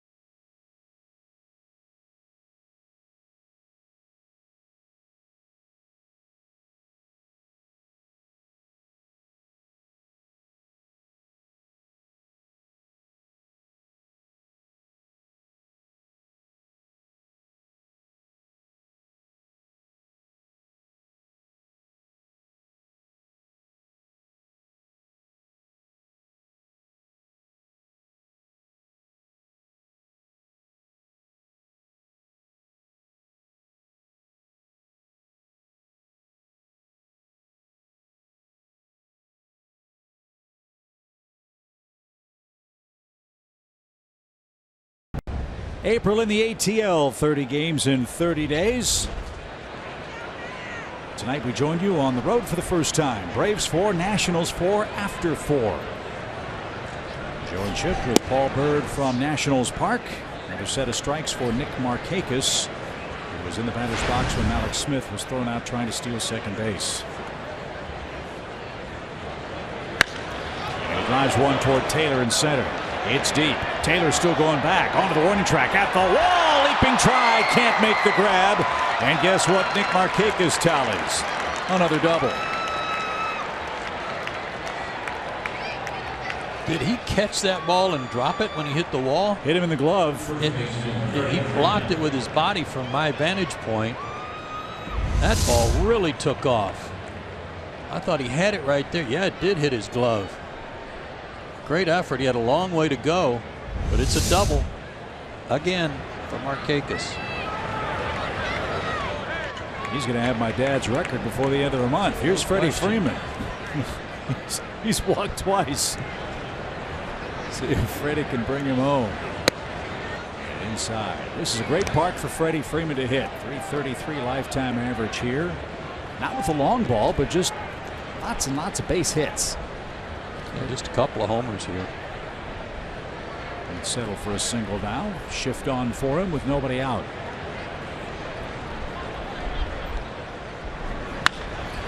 Takes a shot the other way. Popped up. Rendon, foul ground, is going to make the play and drop it. He had it, turned his back toward the infield. I lost sight of the ball and he lost the handle. There's a break. That will probably be an error.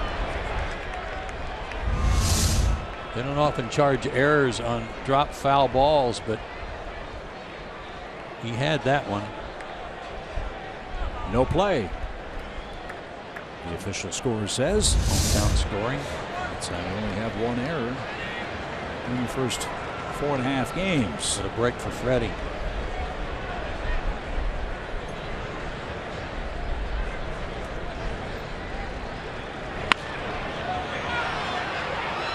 The opposite way again. 1 ball, 2 strikes.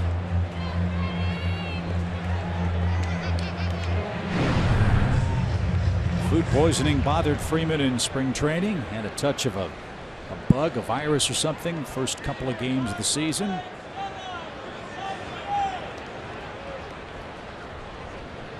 See if he can get going against Scherzer tonight.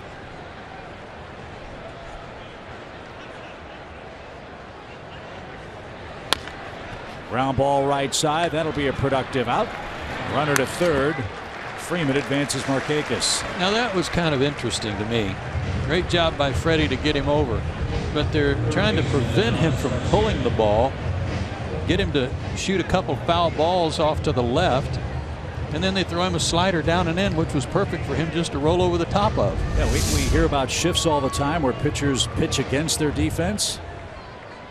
Thank you very much. Yep. Wasn't as inside as I thought it was, but it was down and was able to go out around it. Key man in the inning becomes Adonis Garcia. He's hit the ball on the button twice. We've seen Adonis rip fastballs in the early going, most notably against Steven Strasburg. Ball over that one too. At 95 miles an hour and fouled straight back. Atlanta led 2-0 after a half inning. Washington answered with 3 in the first. Braves had 2 in the top of the second. Washington got a sac fly from Espinosa in the third to tie it up. They stand at 4-4.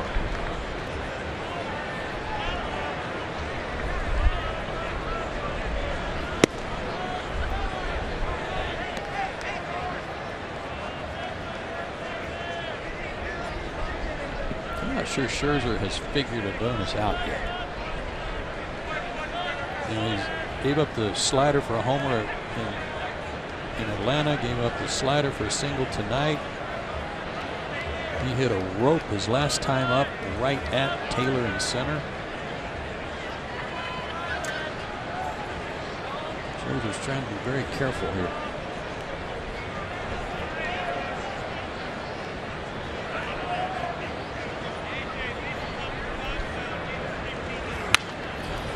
Good cut. Good pitch to hit too.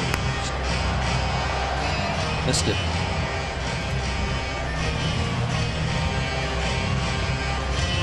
Adonis looks like he wishes he had that one back. You bet.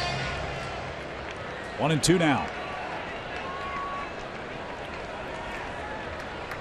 Markakis, after his 6th double of the season, stands at second with 1 away.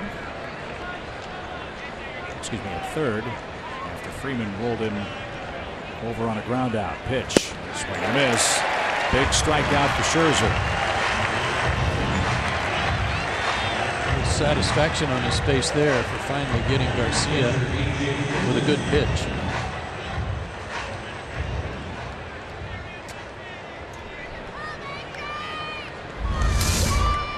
Change up. And in a good spot. He was having trouble locating that changeup earlier tonight. AJ has 1 2-out hit tonight. Can he provide another? Came in the first. It was a 2-run double.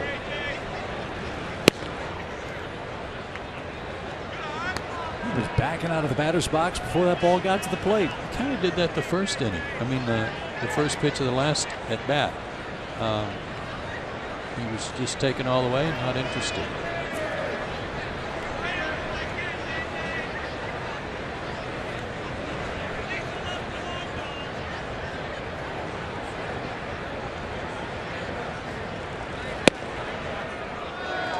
which is funny because he launched that first pitch he saw tonight, which was a changeup. Scherzer wanted that pitch. He had the plate. I guess it was low.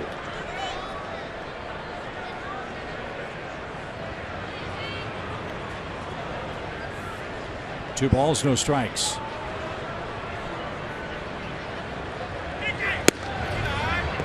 What a great arsenal to have, though, that like Scherzer, when you get in a jam or get a guy at third with one out, you know contact will probably get the run in, and to be able to strike people out like he does at such a huge rate as he does.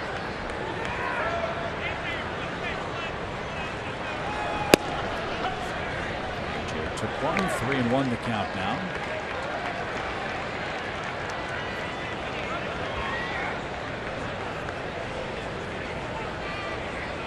Scherzer struck out 7 in 7 innings in Atlanta. He's got 4 strikeouts in 4 2/3 tonight. He's rallied for a full count to Braves catcher A.J. Brzezinski.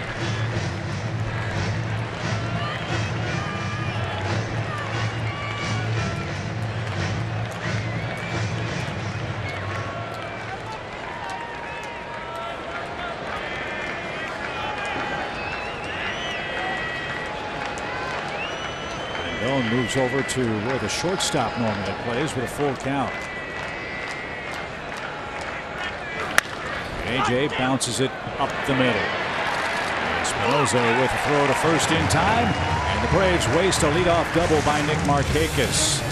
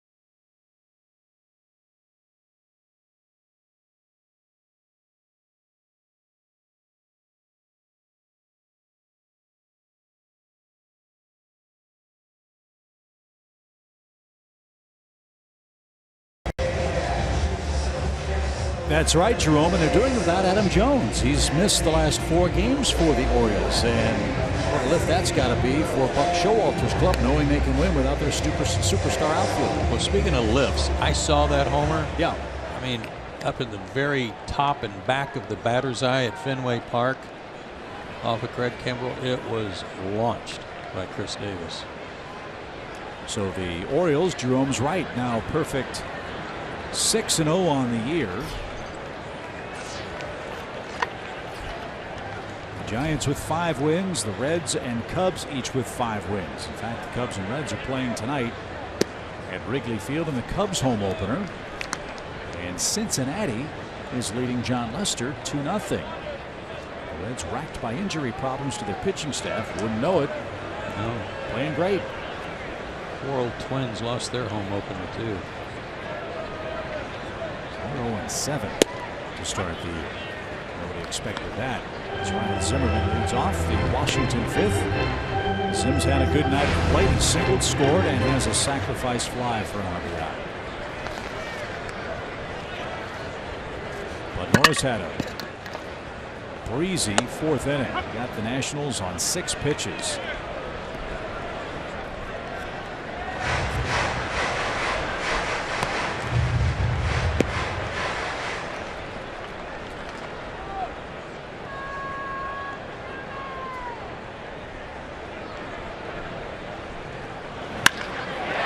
Toward left center field. Oliveira on the run. Can't cut it off. That rolls all the way to the fence. And Zimmerman stops at second with a leadoff double. Hanging breaking ball. That's what it looked like, and he didn't miss it. Yep. The inner part of the plate. Scorched it.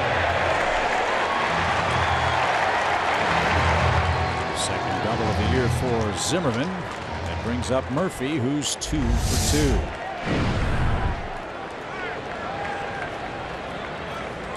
Let's try something different. Let's get this guy out. Braves haven't had much luck doing that. He's 4 for 9 with 2 homers and 4 RBIs in 3 games against the Braves. Strike 1. Remember the big hit he got against the Braves to win that game in extra innings was a little looping double down the left field line. And Oliveira's playing over that way. Looks like they may have tried to or talked about it and decided to pitch him away here.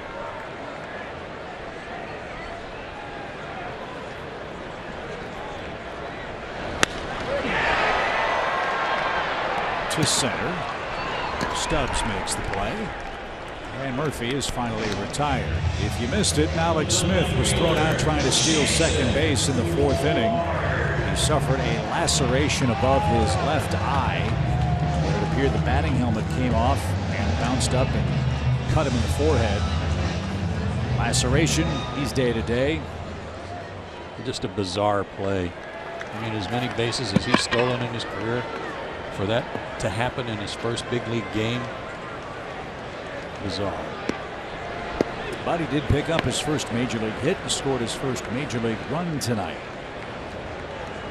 So he'll be back at it for the Braves tomorrow. We'll have to wait and see. Here's Worth. He's walked and flied out.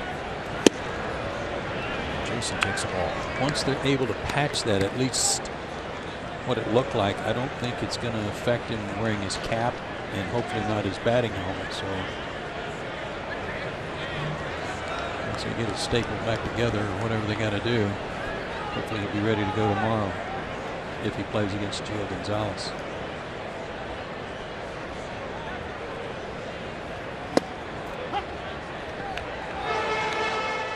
I'll bet Bubba and Lovey have a big tube of super glue. They'll just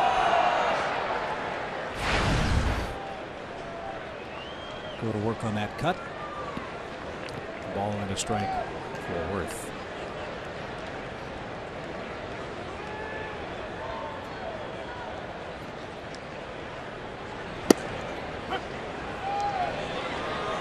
He's taking a lot of fastballs right down the middle against the Braves so far this year, hasn't he? Yeah, and I don't know if it's because he's doing a lot of guessing. That was a good pitch. He was standing there. I don't know if he was upset with Dale Scott or upset with himself for just not swinging the bat. Worth just missed a 3-run homer last time up. Flying out with Zimmerman and Murphy aboard. He's also walked.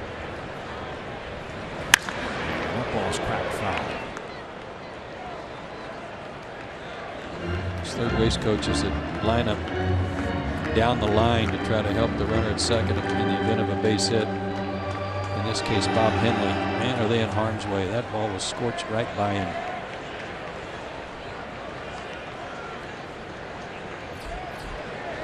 He's got to be only, what, 50 feet from home plate. His back turned to the right-hand hitter. 1 ball, 2 strikes. When he was coaching for the Cardinals and Mark McGuire would stand in the batter's box, he'd be 50 feet beyond the third base bag. And halfway behind the tarp. But look where Henley is set up.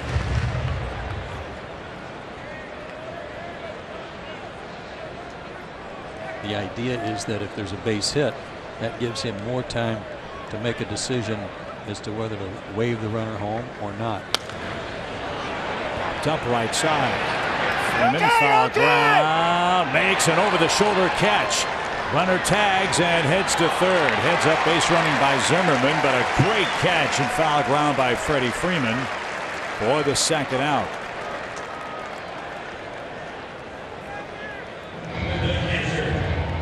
Outstanding catch. Freddie didn't get a lot on this throw, running away from home plate.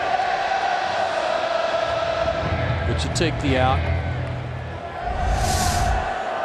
And good hustle by Ibar also to come running in from shortstop and kind of be the relay man to cut that off. So how do the Braves pitch Ramos? He's got a hit to right, he's got a hit to left. That's a tough one.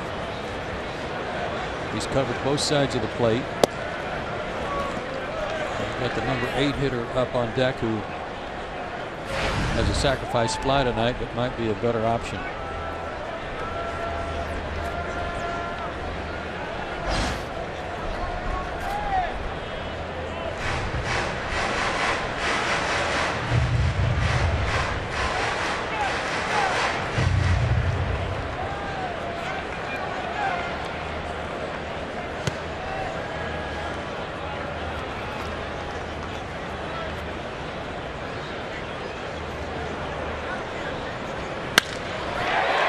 Another base hit, and that hit the umpire. Zimmerman scores to put Washington in front 5-4. And Bob Davidson got hit with a wicked one-hopper out at second base.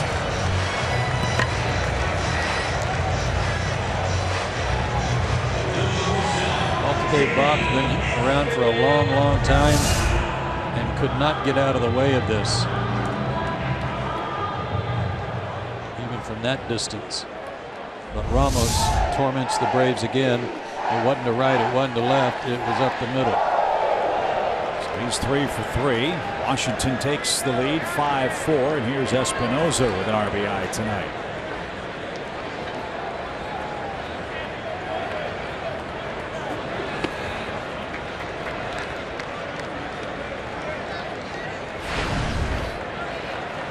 At 93 pitches, 37 of those came in the first inning.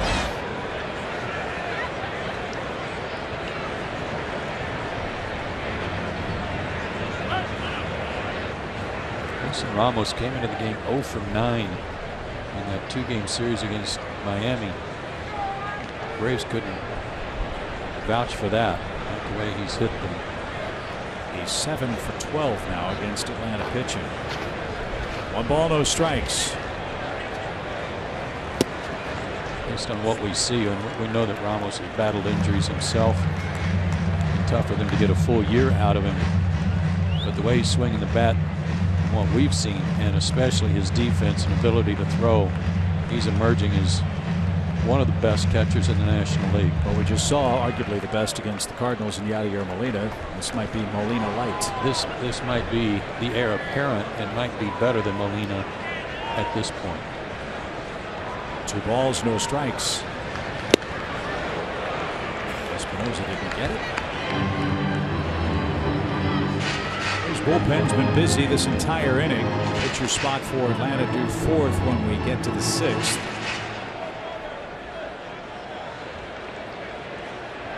Yondo and Cervenka are Braves relievers working.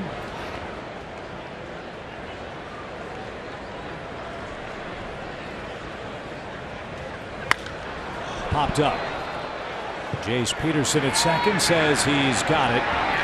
And he does. Washington cashes in a leadoff double. Braves couldn't do that at the top of the inning. We head to the 6th. 5-4 Nets.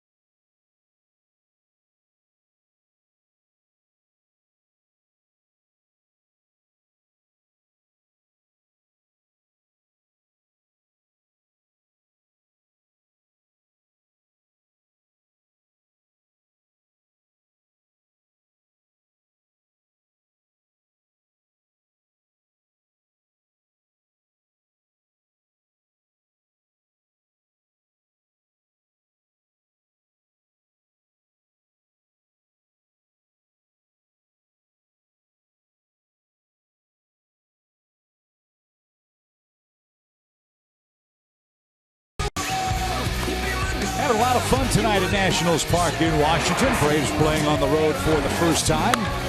Bud Norris and Max Scherzer in a seesaw affair tonight. After 5, Washington has taken a 1-run lead. Fans, the Skip and Pete bobblehead Toby Mac in concert, Bark in the Park are just a few of the great giveaways and events planned this year. All part of our season-long celebration of the last year at Turner Field. Check a full calendar of Braves events at braves.com/promotions and get your tickets today. Braves are always well represented when we come to Washington, D.C. See if Atlanta can come back against Scherzer and the Nats. In the Atlanta 6th, Oliveira, Ibar, and Peterson are coming up. And a swinging bunt right in front of the plate. Easy play for Ramos. 1 out.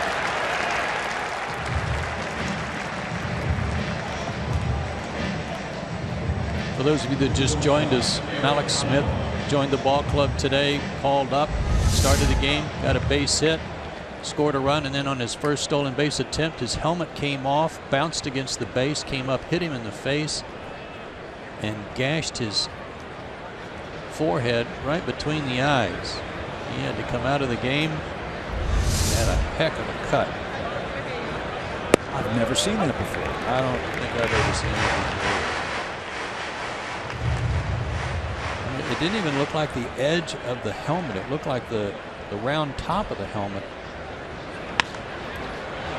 Hard to see.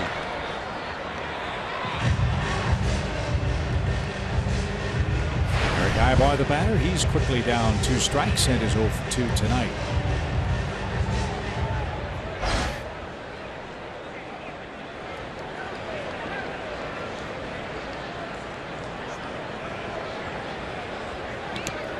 First 5 Braves games this year, partner, this is the time of game where offense has been very, very tough to come by and large. There's not been many hits, not many offensive rallies late in the ball game. Need one tonight, trailing 5-4.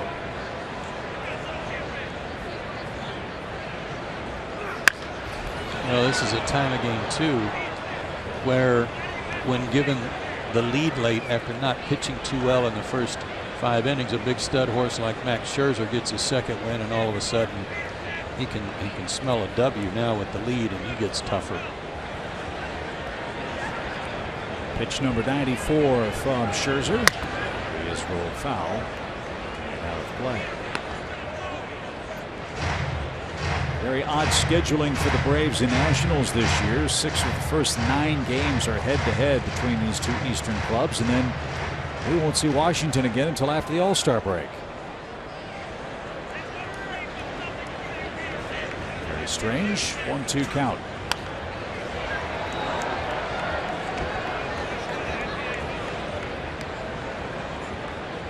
Tonight our first of 4 in Washington. Dusty Baker's club off to a 3-1 start. They hit the road after our series and go to Philadelphia and then 4 with the Marlins. Ibar is down on strikes. 5 for Scherzer. Quickly 2 outs. Like he found the release point on that changeup that he was struggling with early on. That's a second strikeout on the changeup in the last 2 innings. Location being the difference.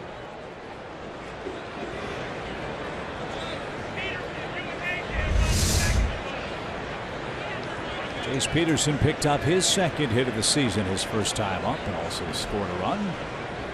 He tried to bunt last time out, bunted it too hard and right at Zimmerman at first. Ball 1.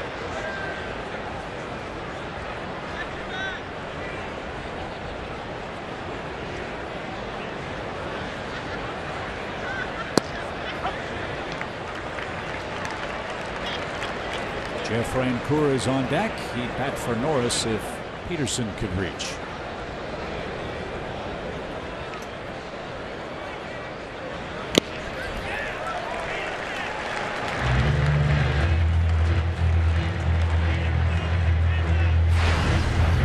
Still got some gas. That was 95. Pitch number 100 coming as the Washington bullpen works. Scherzer's due first when the Nats come up. And Peterson Anderson couldn't check his swing and is struck out. 100 pitches for Max Scherzer, 6 strikeouts, and more importantly for the Nationals, he has a 1-run lead.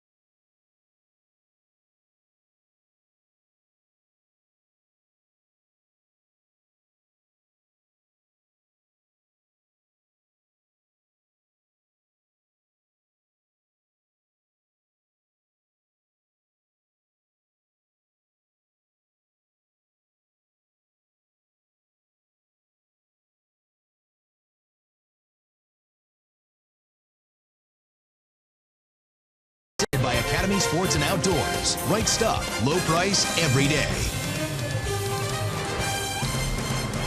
Joe and Chip with you from Nationals Park. Paul Bird along as well. Game 1 of our series. Washington 5, Atlanta 4. The evening is over for Bud Norris. He went 6 innings. He went 5 innings tonight for Atlanta. And Max Scherzer is going to be taken down as well by Dusty Baker as Jason Grilli makes his way to the mound in the bottom of the 6th. I think it's safe to assume, Chip, it's pretty obvious anyway, that Arodys Vizcaíno is the guy that's going to finish games for the Braves for right now. And in the meantime, Jason Grilli needs work. He needs innings to try to get some of the cobwebs out and feel comfortable on his release point, conditioning, everything else. He did not have a lot of innings in spring training. First, Stephen Drew misses up and away. 1 ball, no strikes. You and I talked about this yesterday with respect to Adam Wainwright and mixed Jason into the conversation. And Jason said he heard that conversation in the clubhouse about how they think they're okay. They feel good. Their arm feels good. And Jason said to me tonight, he said, you know, I don't feel any problems with my foot whatsoever. But they're not where they were before the injury. It might take a while for that to happen. It might take 5 or 6 starts for Wainwright. It might take 10 or 12 outings for Jason to feel like. Down the right field line, foul by Drew. To feel like he's got good command, his release point's where it is, and that he has some semblance of what happened. They're both, you know, way for Jason, way less than a year away from surgery. It's remarkable that he's out there. So getting this extra work in is going to go a long way toward helping him feel better, feel more confident. Yeah, the big league calendar says April 11th, and as we were talking in between commercial breaks, pitching-wise, this might as well be March 11th for Jason Grilli. Maybe Wainwright too. They're both veterans, and Jason and I had a conversation tonight too. Guys that pitch or play at a very high level and are used to competing at such a high level, it's hard for them to understand that their body doesn't heal fast enough for them to be able to do what they are accustomed to doing. They just don't get it. It should be ready. I should be ready. Popped up. Who wants it? AJ. It's going to be Grilli right in front of the pitcher's mound who makes the grab. That shouldn't happen. Freddie or Garcia's got to take charge there. That ball was hit high enough for one of those guys to come in and get it. And certainly AJ got no shot coming up from behind the plate.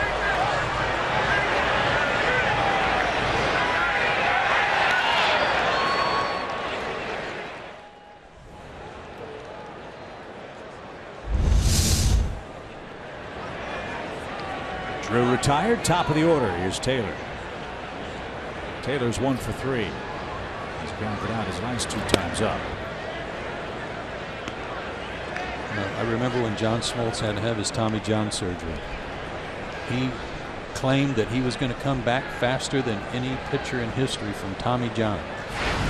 Well, maybe you want to, but it only heals at whatever rate it heals at. There's nothing you can do to speed up Mother Nature and to accelerate strength and conditioning in your elbow any more than you can for an Achilles tendon, even though you want to be ready to go.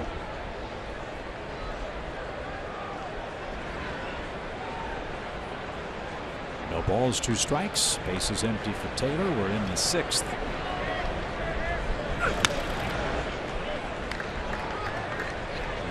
On that fastball, really with his characteristic grunt as he turned it loose, and he's ahead of Washington center fielder 0-2.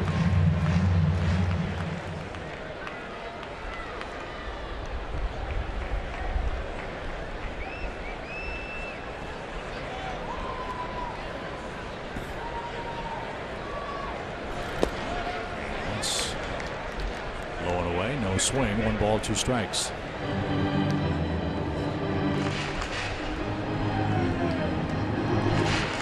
Paul Bird's been through injury, Tommy John, rehab, all of that. I know he could offer up something from a first-hand experience.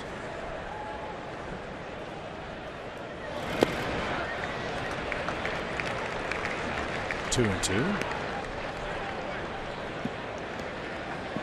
have to love and respect the fact that Jason Grilli, John Smoltz, Adam Wainwright want the ball.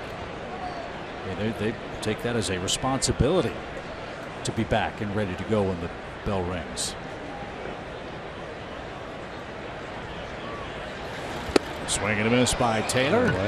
Really looks good in his first 2 hitters in the inning. And Paul, you can relate to what Grilli's going through, albeit with a different injury, right? Oh, absolutely. And as a competitor, as an athlete, you always want to come back quicker. I remember when I had Tommy John in 2003, Lloyd Van Pamelin was so great, Braves doctor, in telling me that the tendon that we put in your elbow takes 4 months to change properties and actually become a ligament, which is stronger than a tendon. So even though you feel good, you can't throw. I think of Jose Rio, the former Reds pitcher, who after 2 months felt so good he grabbed the baseball, brought the media out to the bullpen, started throwing again, and the next thing you know, he was scheduled for his 2nd Tommy John. Yeah, it just doesn't, Mother Nature doesn't cooperate with your desire to pitch, does it? It's not on our time frame. Yeah. So Grilli's gotten the first 2 national hitters. Rendon the next, and out of play. But for the 2 guys that I've been talking about, Grilli and Wainwright, it didn't have anything to do with their arm. It had to do with their ankle, their Achilles tendon. Their arm feels good. They've had all this time off. Their arm is really good. They did all the rehab and got their arm and the rest of their body strengthened. So why isn't everything where it should be? Why isn't it working where it should be?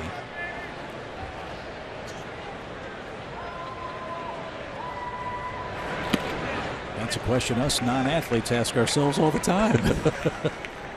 Well, it will for them. Right. It's not, as Paul said, it's just not on their time frame. They're wanting it to happen now, immediate. Get it back. And it's as good as they are, and as high level as they have pitched, it's not going to happen that quickly. To right and playable for Markakis. Jason Grilli with a fist pump into the glove. That's more like it. Good inning. That'll make him feel a whole lot better. Nationals out in order as we head to inning number 7.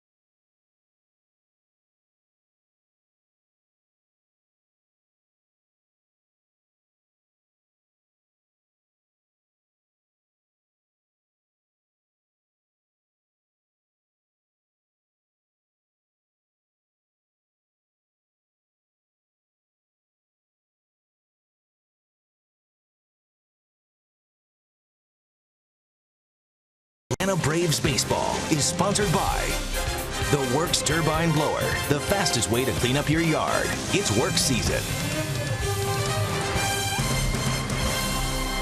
Seventh inning in Washington. It's 5-4 Nationals. They're into their bullpen with former Braves farmhand, right-hander Matt Belisle.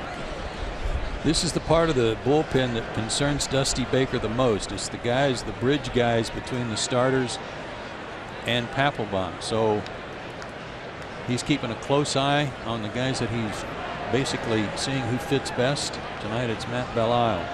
Dusty likes his veteran relief pitchers. Belisle was a minor league invite to spring training, and he made the team. He pitched in 34 games with the Cardinals last year with a .267 earned run average.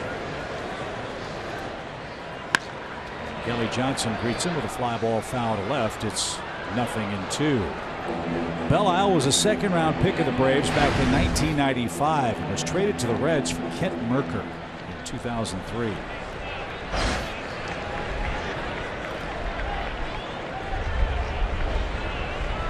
Nine 1-2 on the lineup card for Freddie Gonzalez with the Braves down a run late.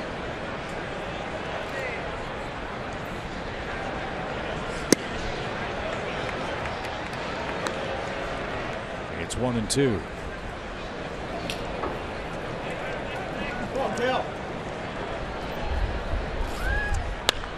Driven toward right. Harper on the run makes a waist-high catch. Kelly hit it right on the button, but Harper tracked it down. 1 out. What a tough break there, because he hit that ball hard and it was hooking, but Harper still able to track it down. The Braves pinch hitters luckless so far this year. They're 0 for 8 combined.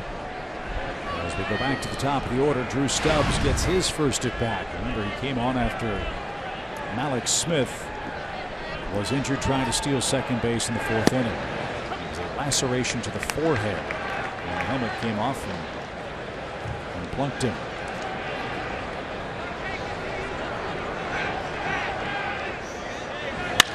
Right back where it came from. Stubbs with a clean single. Boy, oh boy, is that going to fire up Kevin Seitzer.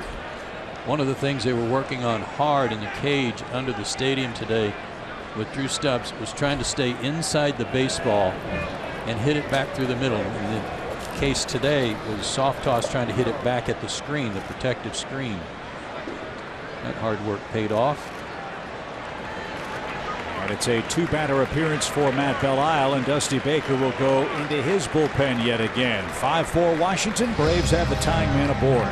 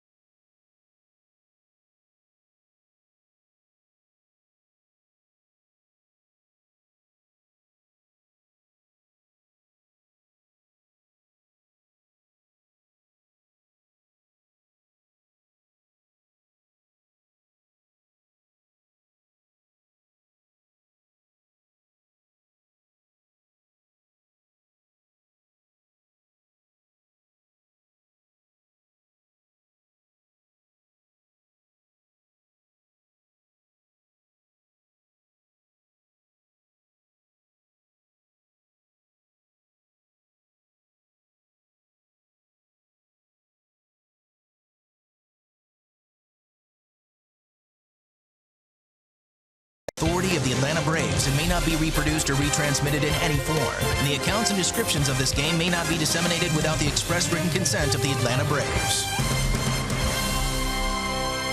Fans, join us after our game on Braves Live. We'll recap all of tonight's action. We'll check in with Freddie Gonzalez and enter the clubhouse to hear from tonight's players. It's Braves Live after the game, presented by Xfinity. That's Felipe Rivero, third pitcher of the night for Washington. He throws hard. He was in both games against the Braves in Atlanta. Gave up a run in his first outing thanks to a couple of walks that he gave the Braves, and then the next 2 days later, an inning and a third, retired all 4 batters and struck out 2. Did not face Markakis.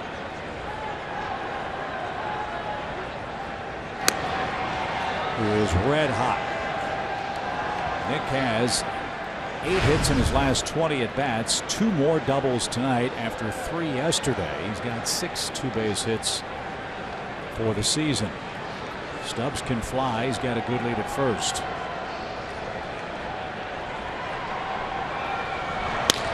And a bouncing ball towards short. Second for 1, first for 2.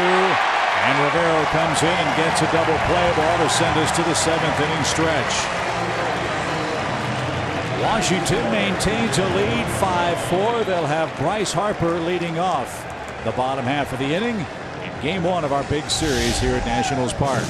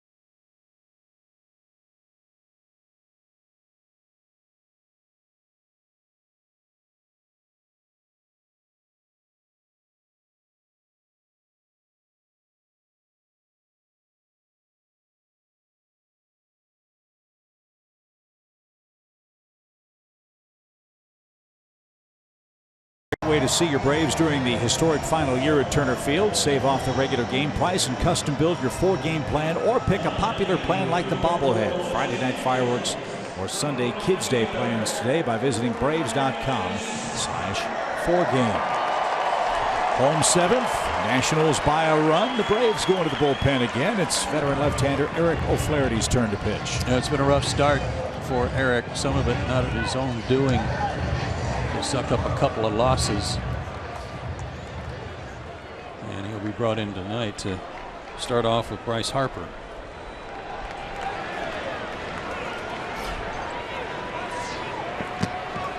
Quiet night to this point for Harper, who has walked, stolen a base, and scored. He's grounded out to Freddie Freeman in his other 2 appearances.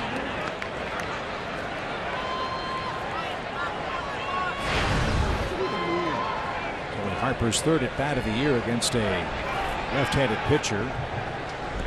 He's 1 for 2 with a double.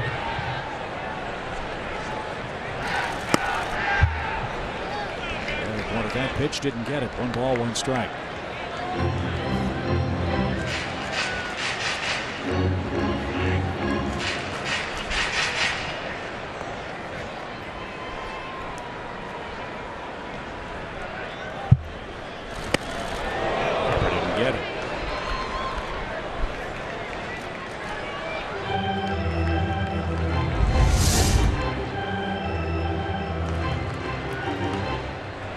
Crossfire pitch there with a cutter.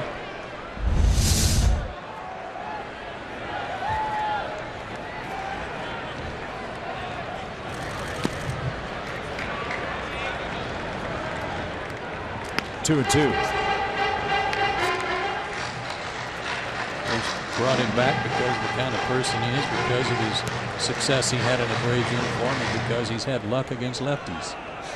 A rare cash deal for the Braves. They sent cash to the Pittsburgh Pirates on March 27th to bring Eric back. And Harper just took strike 3. O'Flaherty gets his man. Excellent start to the home 7th. First time he struck out this year. High breaking ball.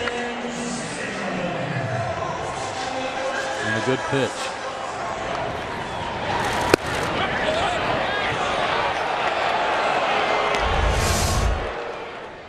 Out number 1 is Bryce Harper. Here's Zimmerman.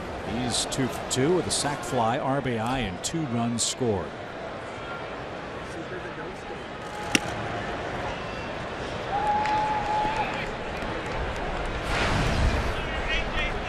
Braves went to Pittsburgh to get Eric O'Flaherty because coming out of spring training, that was a huge question mark for this team. Left-handed relief. Well, that's one of the reasons Hunter Cervinka is here. The Braves had tried everybody in camp. They were giving opportunities to a lot of guys, and nobody was stepping forward.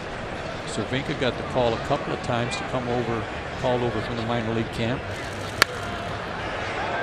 And it's like Freddie Gonzalez said, he said, every time I saw him, I liked him a little better. He was growing on me. So when the need came up a couple of days ago, they made the call to Mississippi. Yeah, it's a term you used a lot during our 4 spring telecasts. It really was an opportunity for all of those relief guys to showcase their talents. You don't want to call it a tryout camp, but in many ways it was for anybody that wanted the job to show what they could do. Off the plate, 3 balls and a strike for Ryan Zimmerman. The left-handed bat Murphy waits on deck. He's finally got him out last time up.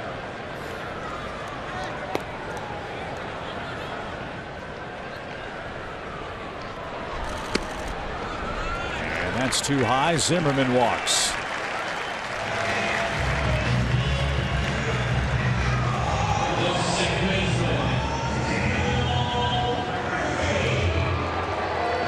$18,119 is tonight's attendance in Washington. They were brought to their feet by Murphy's 2-run homer in the first.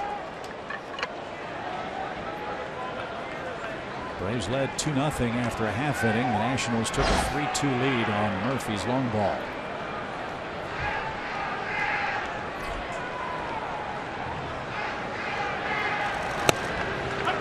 And a strike.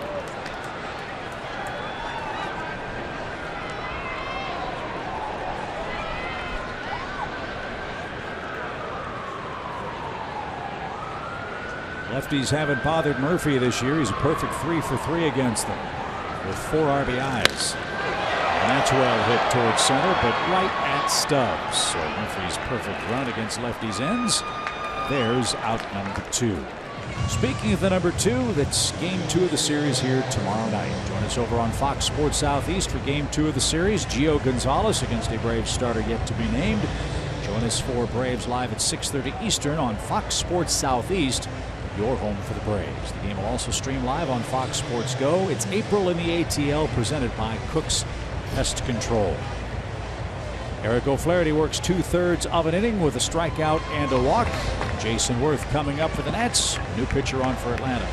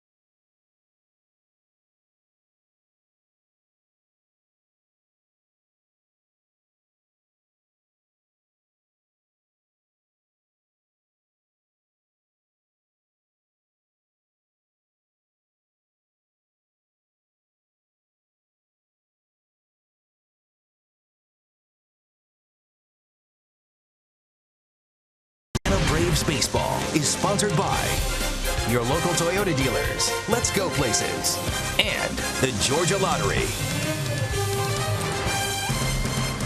2 outs, man aboard for Washington in the bottom of the 7th inning. 5-4 is your score. Atlanta back in the bullpen. This time it's Alexio Gondo. His job, get Jason Worth. Pretty simple. Again, we use that term quite often. Hold him right there. That's the case for Gondo, who worked 2 innings against St. Louis a couple of days ago and gave up 2 runs, 1 earned.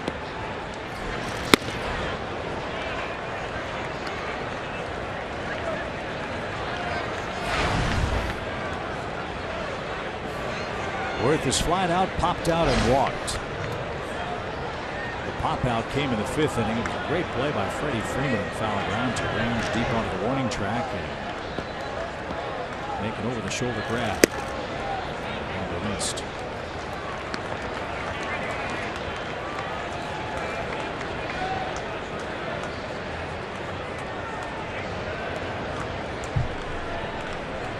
Gondo, 6'4", 200 pounds.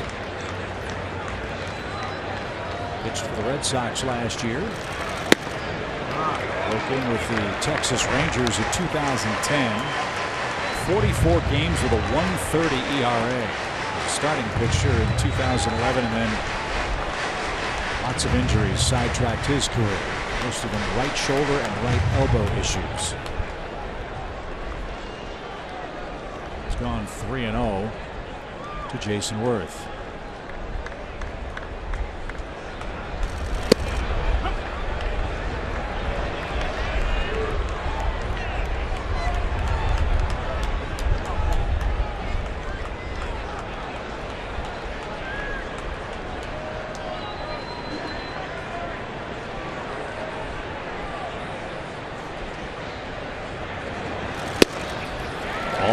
Worth walks for a second time. Second walk of the inning.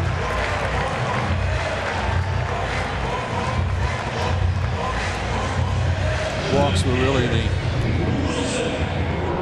killer in the series against the Cardinals. St. Louis received 20 walks in the 3 games. There were 4 hit batsmen to go with that. That's a lot of free base runners.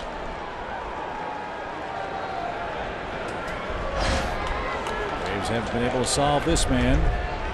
Wilson Ramos is 3 for 3. And he's hit him everywhere, left, right, and center.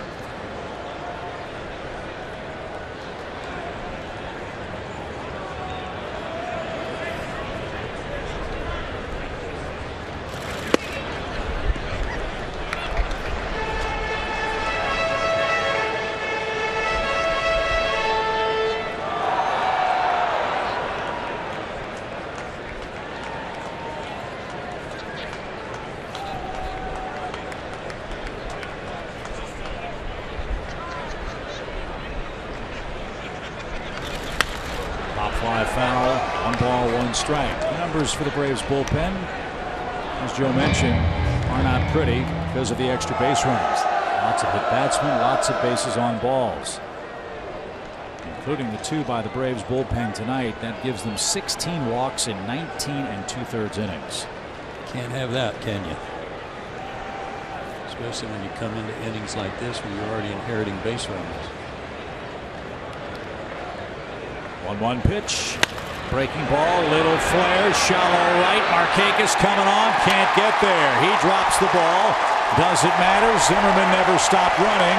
A bloop hit by Wilson Ramos makes him 4 for 4, and the Nationals add to their lead. The pitch before the hit, he fouled off a pitch, and it was pretty obvious, even though he got jammed, that he was going to try to take Ogando the other way. Now, this was a breaking ball, and he just kind of flared it out there. But that was his approach. He was just trying to make sure he didn't try to turn on the ball, pull off the ball, and it worked for him again. 3rd career 4-hit game for Ramos, who has 8 hits already this year against the Braves in 13 at bats, and that's a big run. 6-4 Washington in the 7th. And runs charged to Eric O'Flaherty. The pitch is outside, ball 1. And that runner reached on the walk. Zimmerman.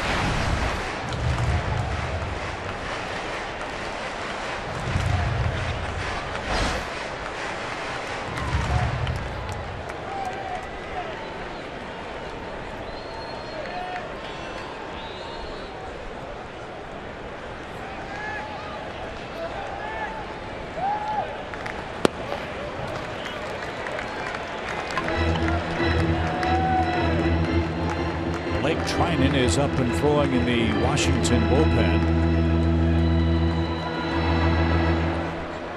Braves will have Freeman, Garcia, and Przinsky coming up in the 8th, but now they're down 2 runs at 6-4.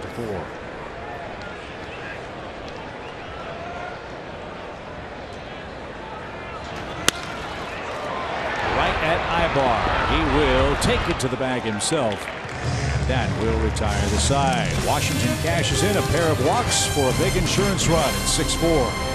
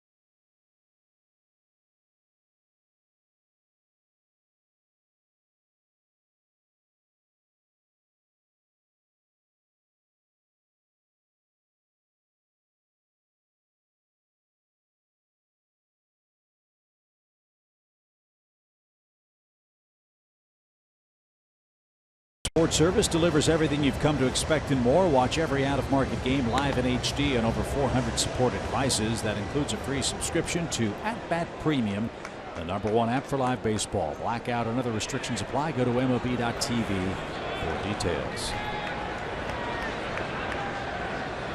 Freddie Freeman leads things off for the Braves in the 8th. He's tonight's Academy Sports and Outdoors leaderboard. And career batting average at this ballpark. Freddie Freeman at the top of the list at .335 coming in. That includes some former Nationals like Christian Guzman and Miguel Escobar. So Trinan was up and throwing for the Nationals, but good strategy for Dusty Baker to not make a pitching change here. Yeah, he's going to leave Rivero in to work to Freddie at least. Garcia, then Przinsky to follow. And a blazing strike. Nothing wrong with this guy's arm. Felipe Rivero can really bring it.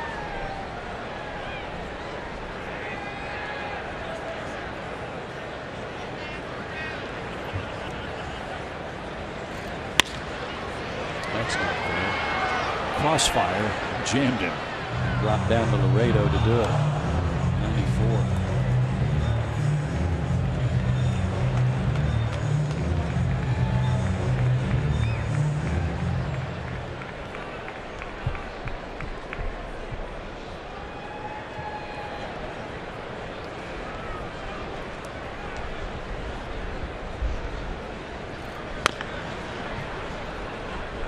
Foul at first. Freddie's still alive. A ball and 2 strikes.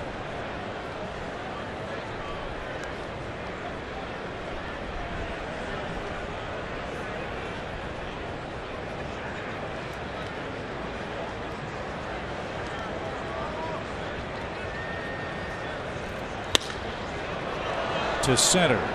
Taylor got a very nice jump and can camp out. One away. Dusty Baker pops out of the dugout.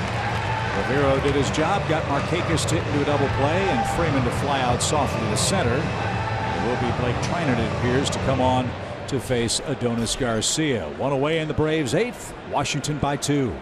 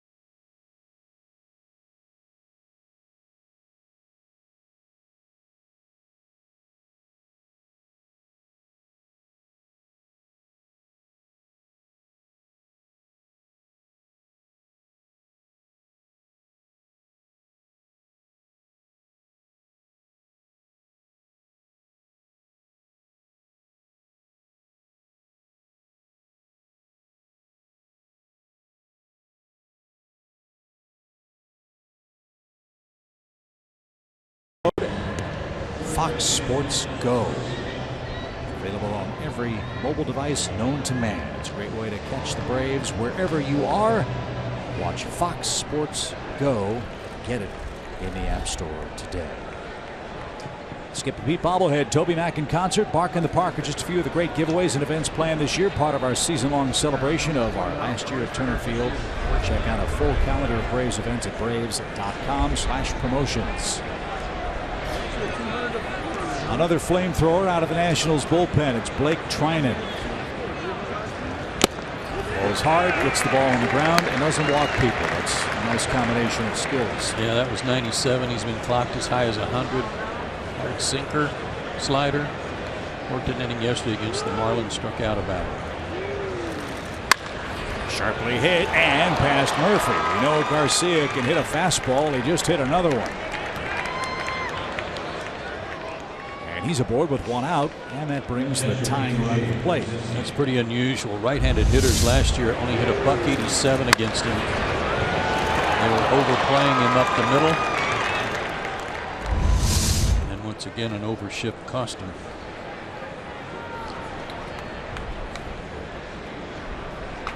A.J. Pierzynski, a 2-run double his first time up. He's grounded out twice since.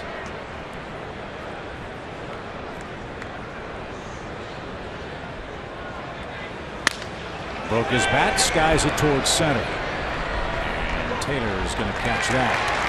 2 outs.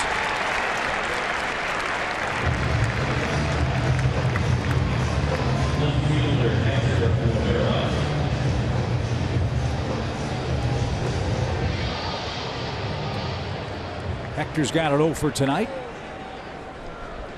And struck out in the 3rd.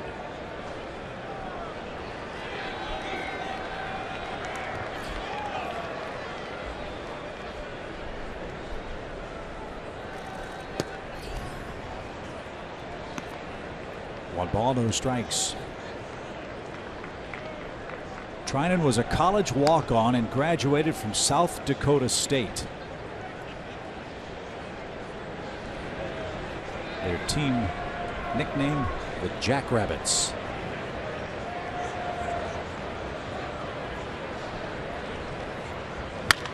And the comebacker will end the Atlanta 8th. No runs, 1 hit, 1 left. Nats by 2.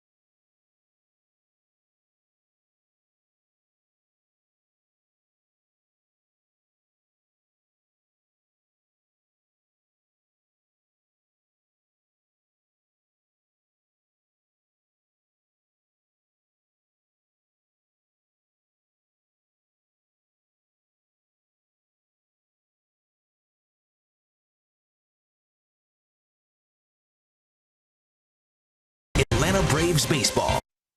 Atlanta Braves Baseball is sponsored by Synovus, the bank of here. And Xfinity. X1 from Xfinity will change the way you experience sports. We are very lucky to have a great production crew with us all the time on our Fox Sports broadcasts. Gretchen Caney and Brian Woodrum arranged that tulip shot knowing that Matt Den Decker was going to lead off for Washington.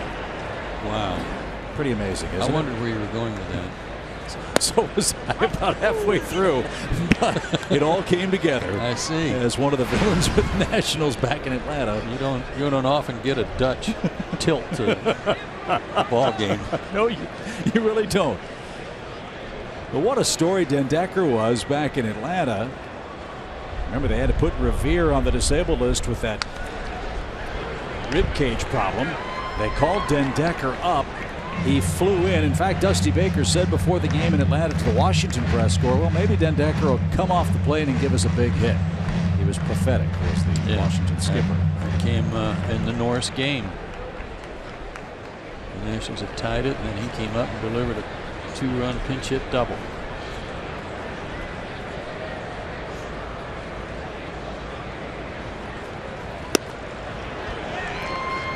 Decker was disposed of very quickly. Take that. 3 pitches retires him. 1 away in the 8th. And here's Taylor. Dusty Baker really likes this young man. Really wants to give him a chance to grow here in the major leagues. And with Revere out, Taylor's the everyday guy. And for the most part tonight, he's been able to put the ball in play. That's going to be a big key for him. Have a strikeout last time up, as we saw in the base pass, Joe, like Alex Smith. These guys got great wheels. Yeah, he can move, and if he's going to be in the leadoff spot, the fewer strikeouts, the better.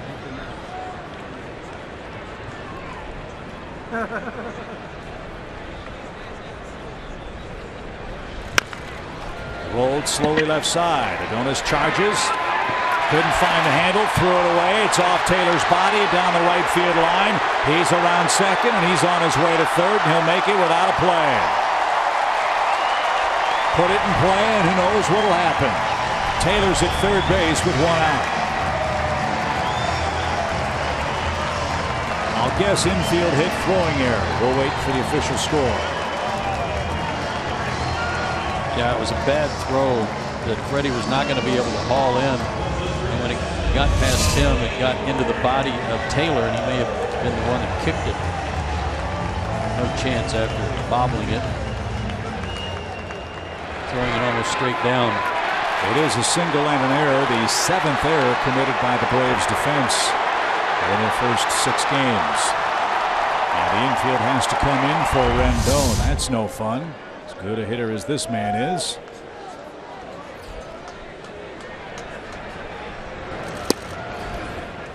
Taken low, ball 1. Told the story a million times about Rendon, but if you haven't heard it, he was originally a draft pick of the Braves out of high school. And he chose not to sign, obviously, with Atlanta. Went to college, played at Rice, and then was selected by the Nationals.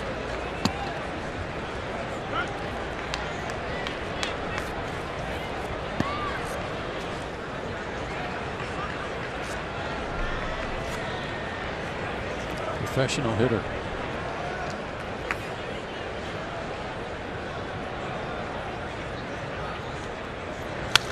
Foul back.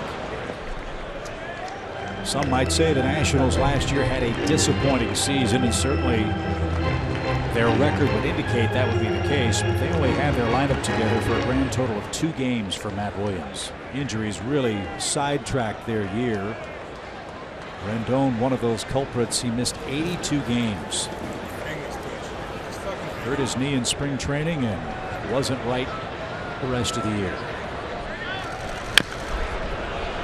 Foul at the plate. 1 ball, 2 strikes. And he's a solid third baseman too. When they moved Zimmerman from third to first, it was only natural that he would be the guy that moved into that place. Only 4 errors at third base last year in 80 games. to see Malik's back on the bench. That laceration attended to. So he got patched up. Malik's a highlight tonight with a 1-for-3 game in his first big league hit and run. 1-2 for Rendon. 6-4 Nationals. Big run 90 feet away for Washington. Gondo turns it loose. A little pop, shallow right. Nick comes in, makes the catch, and no advance by Taylor. So Rendon can't drive home Taylor. That's the second out. And Bryce Harper is coming up. I know Malik Smith's mom's watching at home down in Florida, and she's probably upset about her baby's pretty face getting marked up tonight, but and we're sorry too, man, but this is the big leagues. Well, I said earlier, there's no way that young man's ever going to forget this day. No, he won't. Had a chance to chat with him briefly as he made his way up the dugout steps for the first time. And just as delightful a kid as advertised. We didn't get to see him play this spring. He had already been sent down to minor league camp by the time we started our broadcast schedule. But he's already become a real favorite in the Braves locker room among the players, the coaching staff too, because of that infectious personality, that spark that everyone says he has. And I'm sure we'll see more of it in the days ahead. No way the Braves are going to pitch to Harper here. They'll take their chances with Ryan Zimmerman, who's on deck. Orlando with the second walk. That one, though, intentional. First and third for Zimmerman, who scored 3 runs tonight.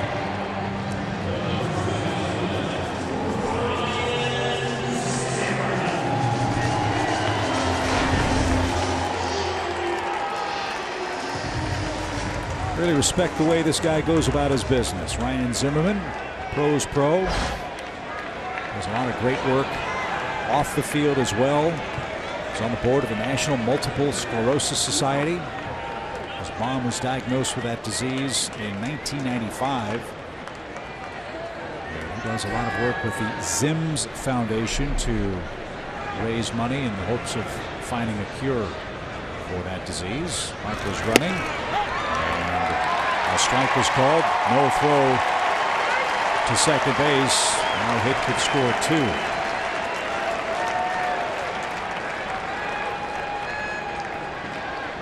Zim, a local kid, donated $1 million to the University of Virginia's baseball program.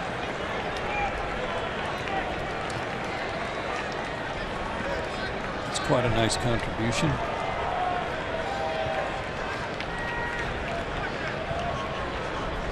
No balls and a strike. He also has several things that are somewhat unique about his swing. He's got the high front leg kick. He always seems to be on time and be able to get it down. But watch his grip. His grip on the bat, that little finger is almost like a golf grip up over the top of the index finger on his left hand. No balls, 2 strikes. Sharply hit. Ibar's got it. Nearly fell down. It was hit so hard. And that will retire the side. 2 left for the Nationals in the 8th. Braves are up in the 9th. Down 2.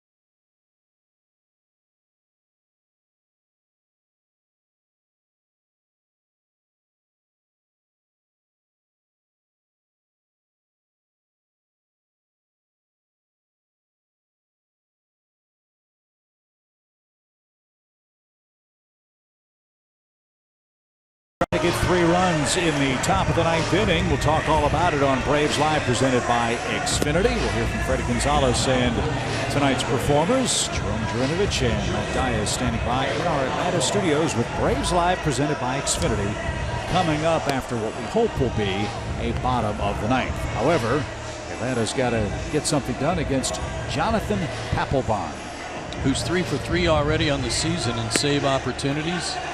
2 of those came against Atlanta. He'll go for number 3 against the Braves tonight. No walks, 4 strikeouts in his work so far.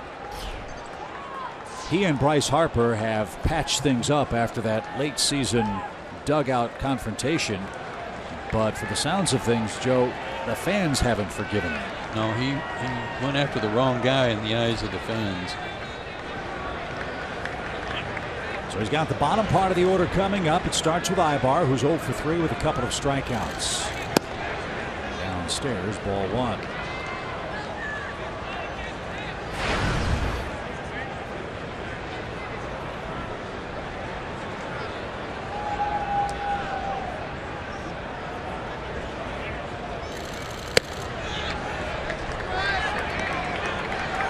Braves had 5 hits in the first 2 innings off Scherzer, but have only mustered 3 since then.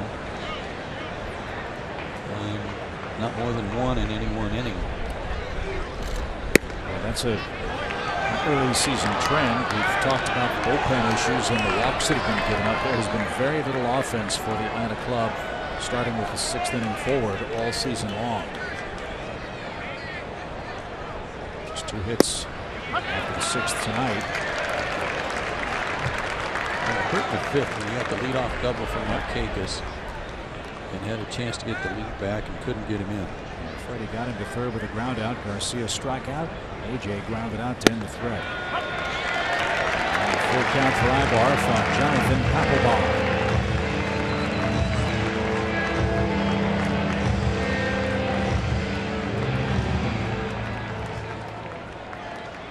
Papelbon saved 24 games last year, 7 with the Nationals. And a fly ball toward Taylor in center. Another good jump. He'll drift back and make the catch. Braves fans, we invite you to become an A-List member today and get multiple ticket options and exclusive benefits for your unique needs. Call now to get the best seats for the last year at Turner Field and the first at SunTrust Park. Don't miss out on being an A-List member today. Go to Braves.com/A-List.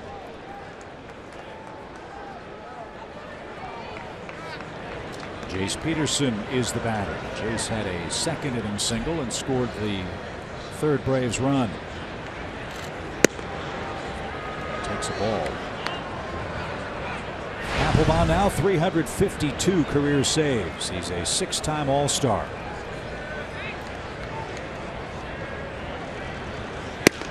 He'll be an All-Star again at this pace. Yeah.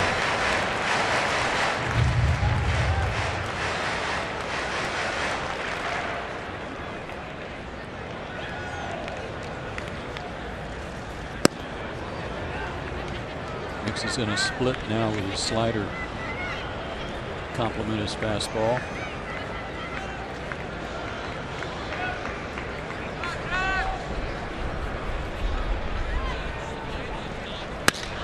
To left and playable. Hard hit ball. Budworth tracks it down, and the Braves are down to their last out, the 9th.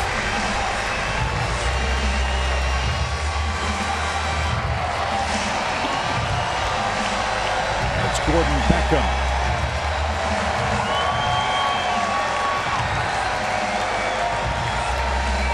Vancouver had been out there in case Peterson got on. They wanted Vancouver to hit. Thinking he might have a chance to tie it up. Braves still looking for their first pinch hit of the year. Let's see if Beckham can keep the game alive. Strike 1. Braves an out away from suffering an 11th consecutive defeat in Washington.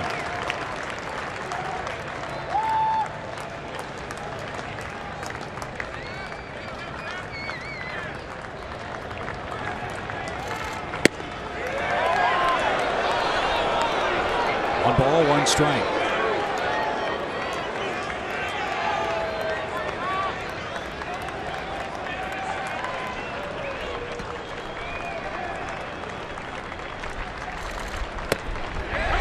Here's the breaking ball.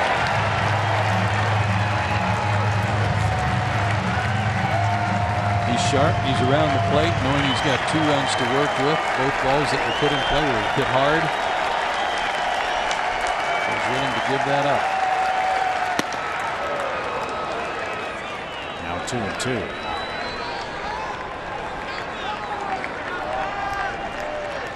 Scherzer and Norris were tonight's starters.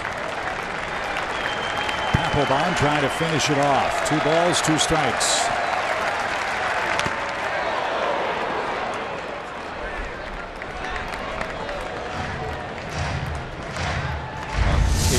Ramos.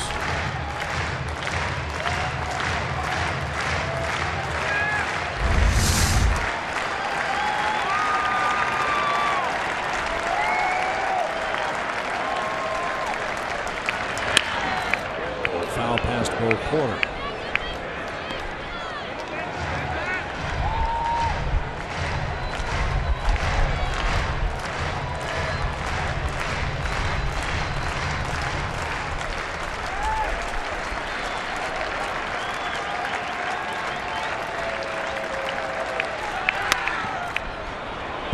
Going easily in the 9th.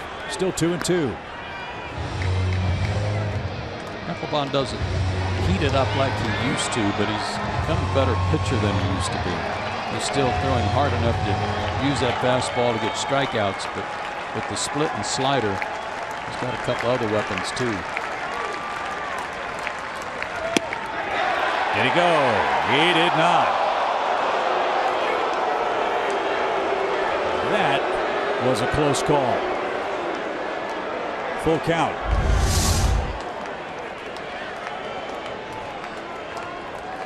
He didn't go. But a swing on the counts, he'd say. Might have just swung the ball 4. At least he hadn't after hitting it off his leg.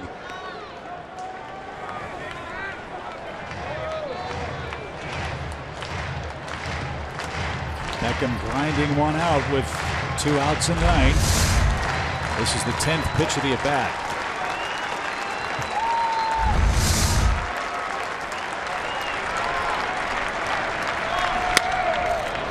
To right and right at Harper, and the Nationals have beaten the Braves. 6-4 is your final score. The Braves fall to 0-6. They drop their 11th straight at Nationals Park. Washington's record moves to 4-1 on the year. Joe and I will recap it for you from Nationals Park in a moment.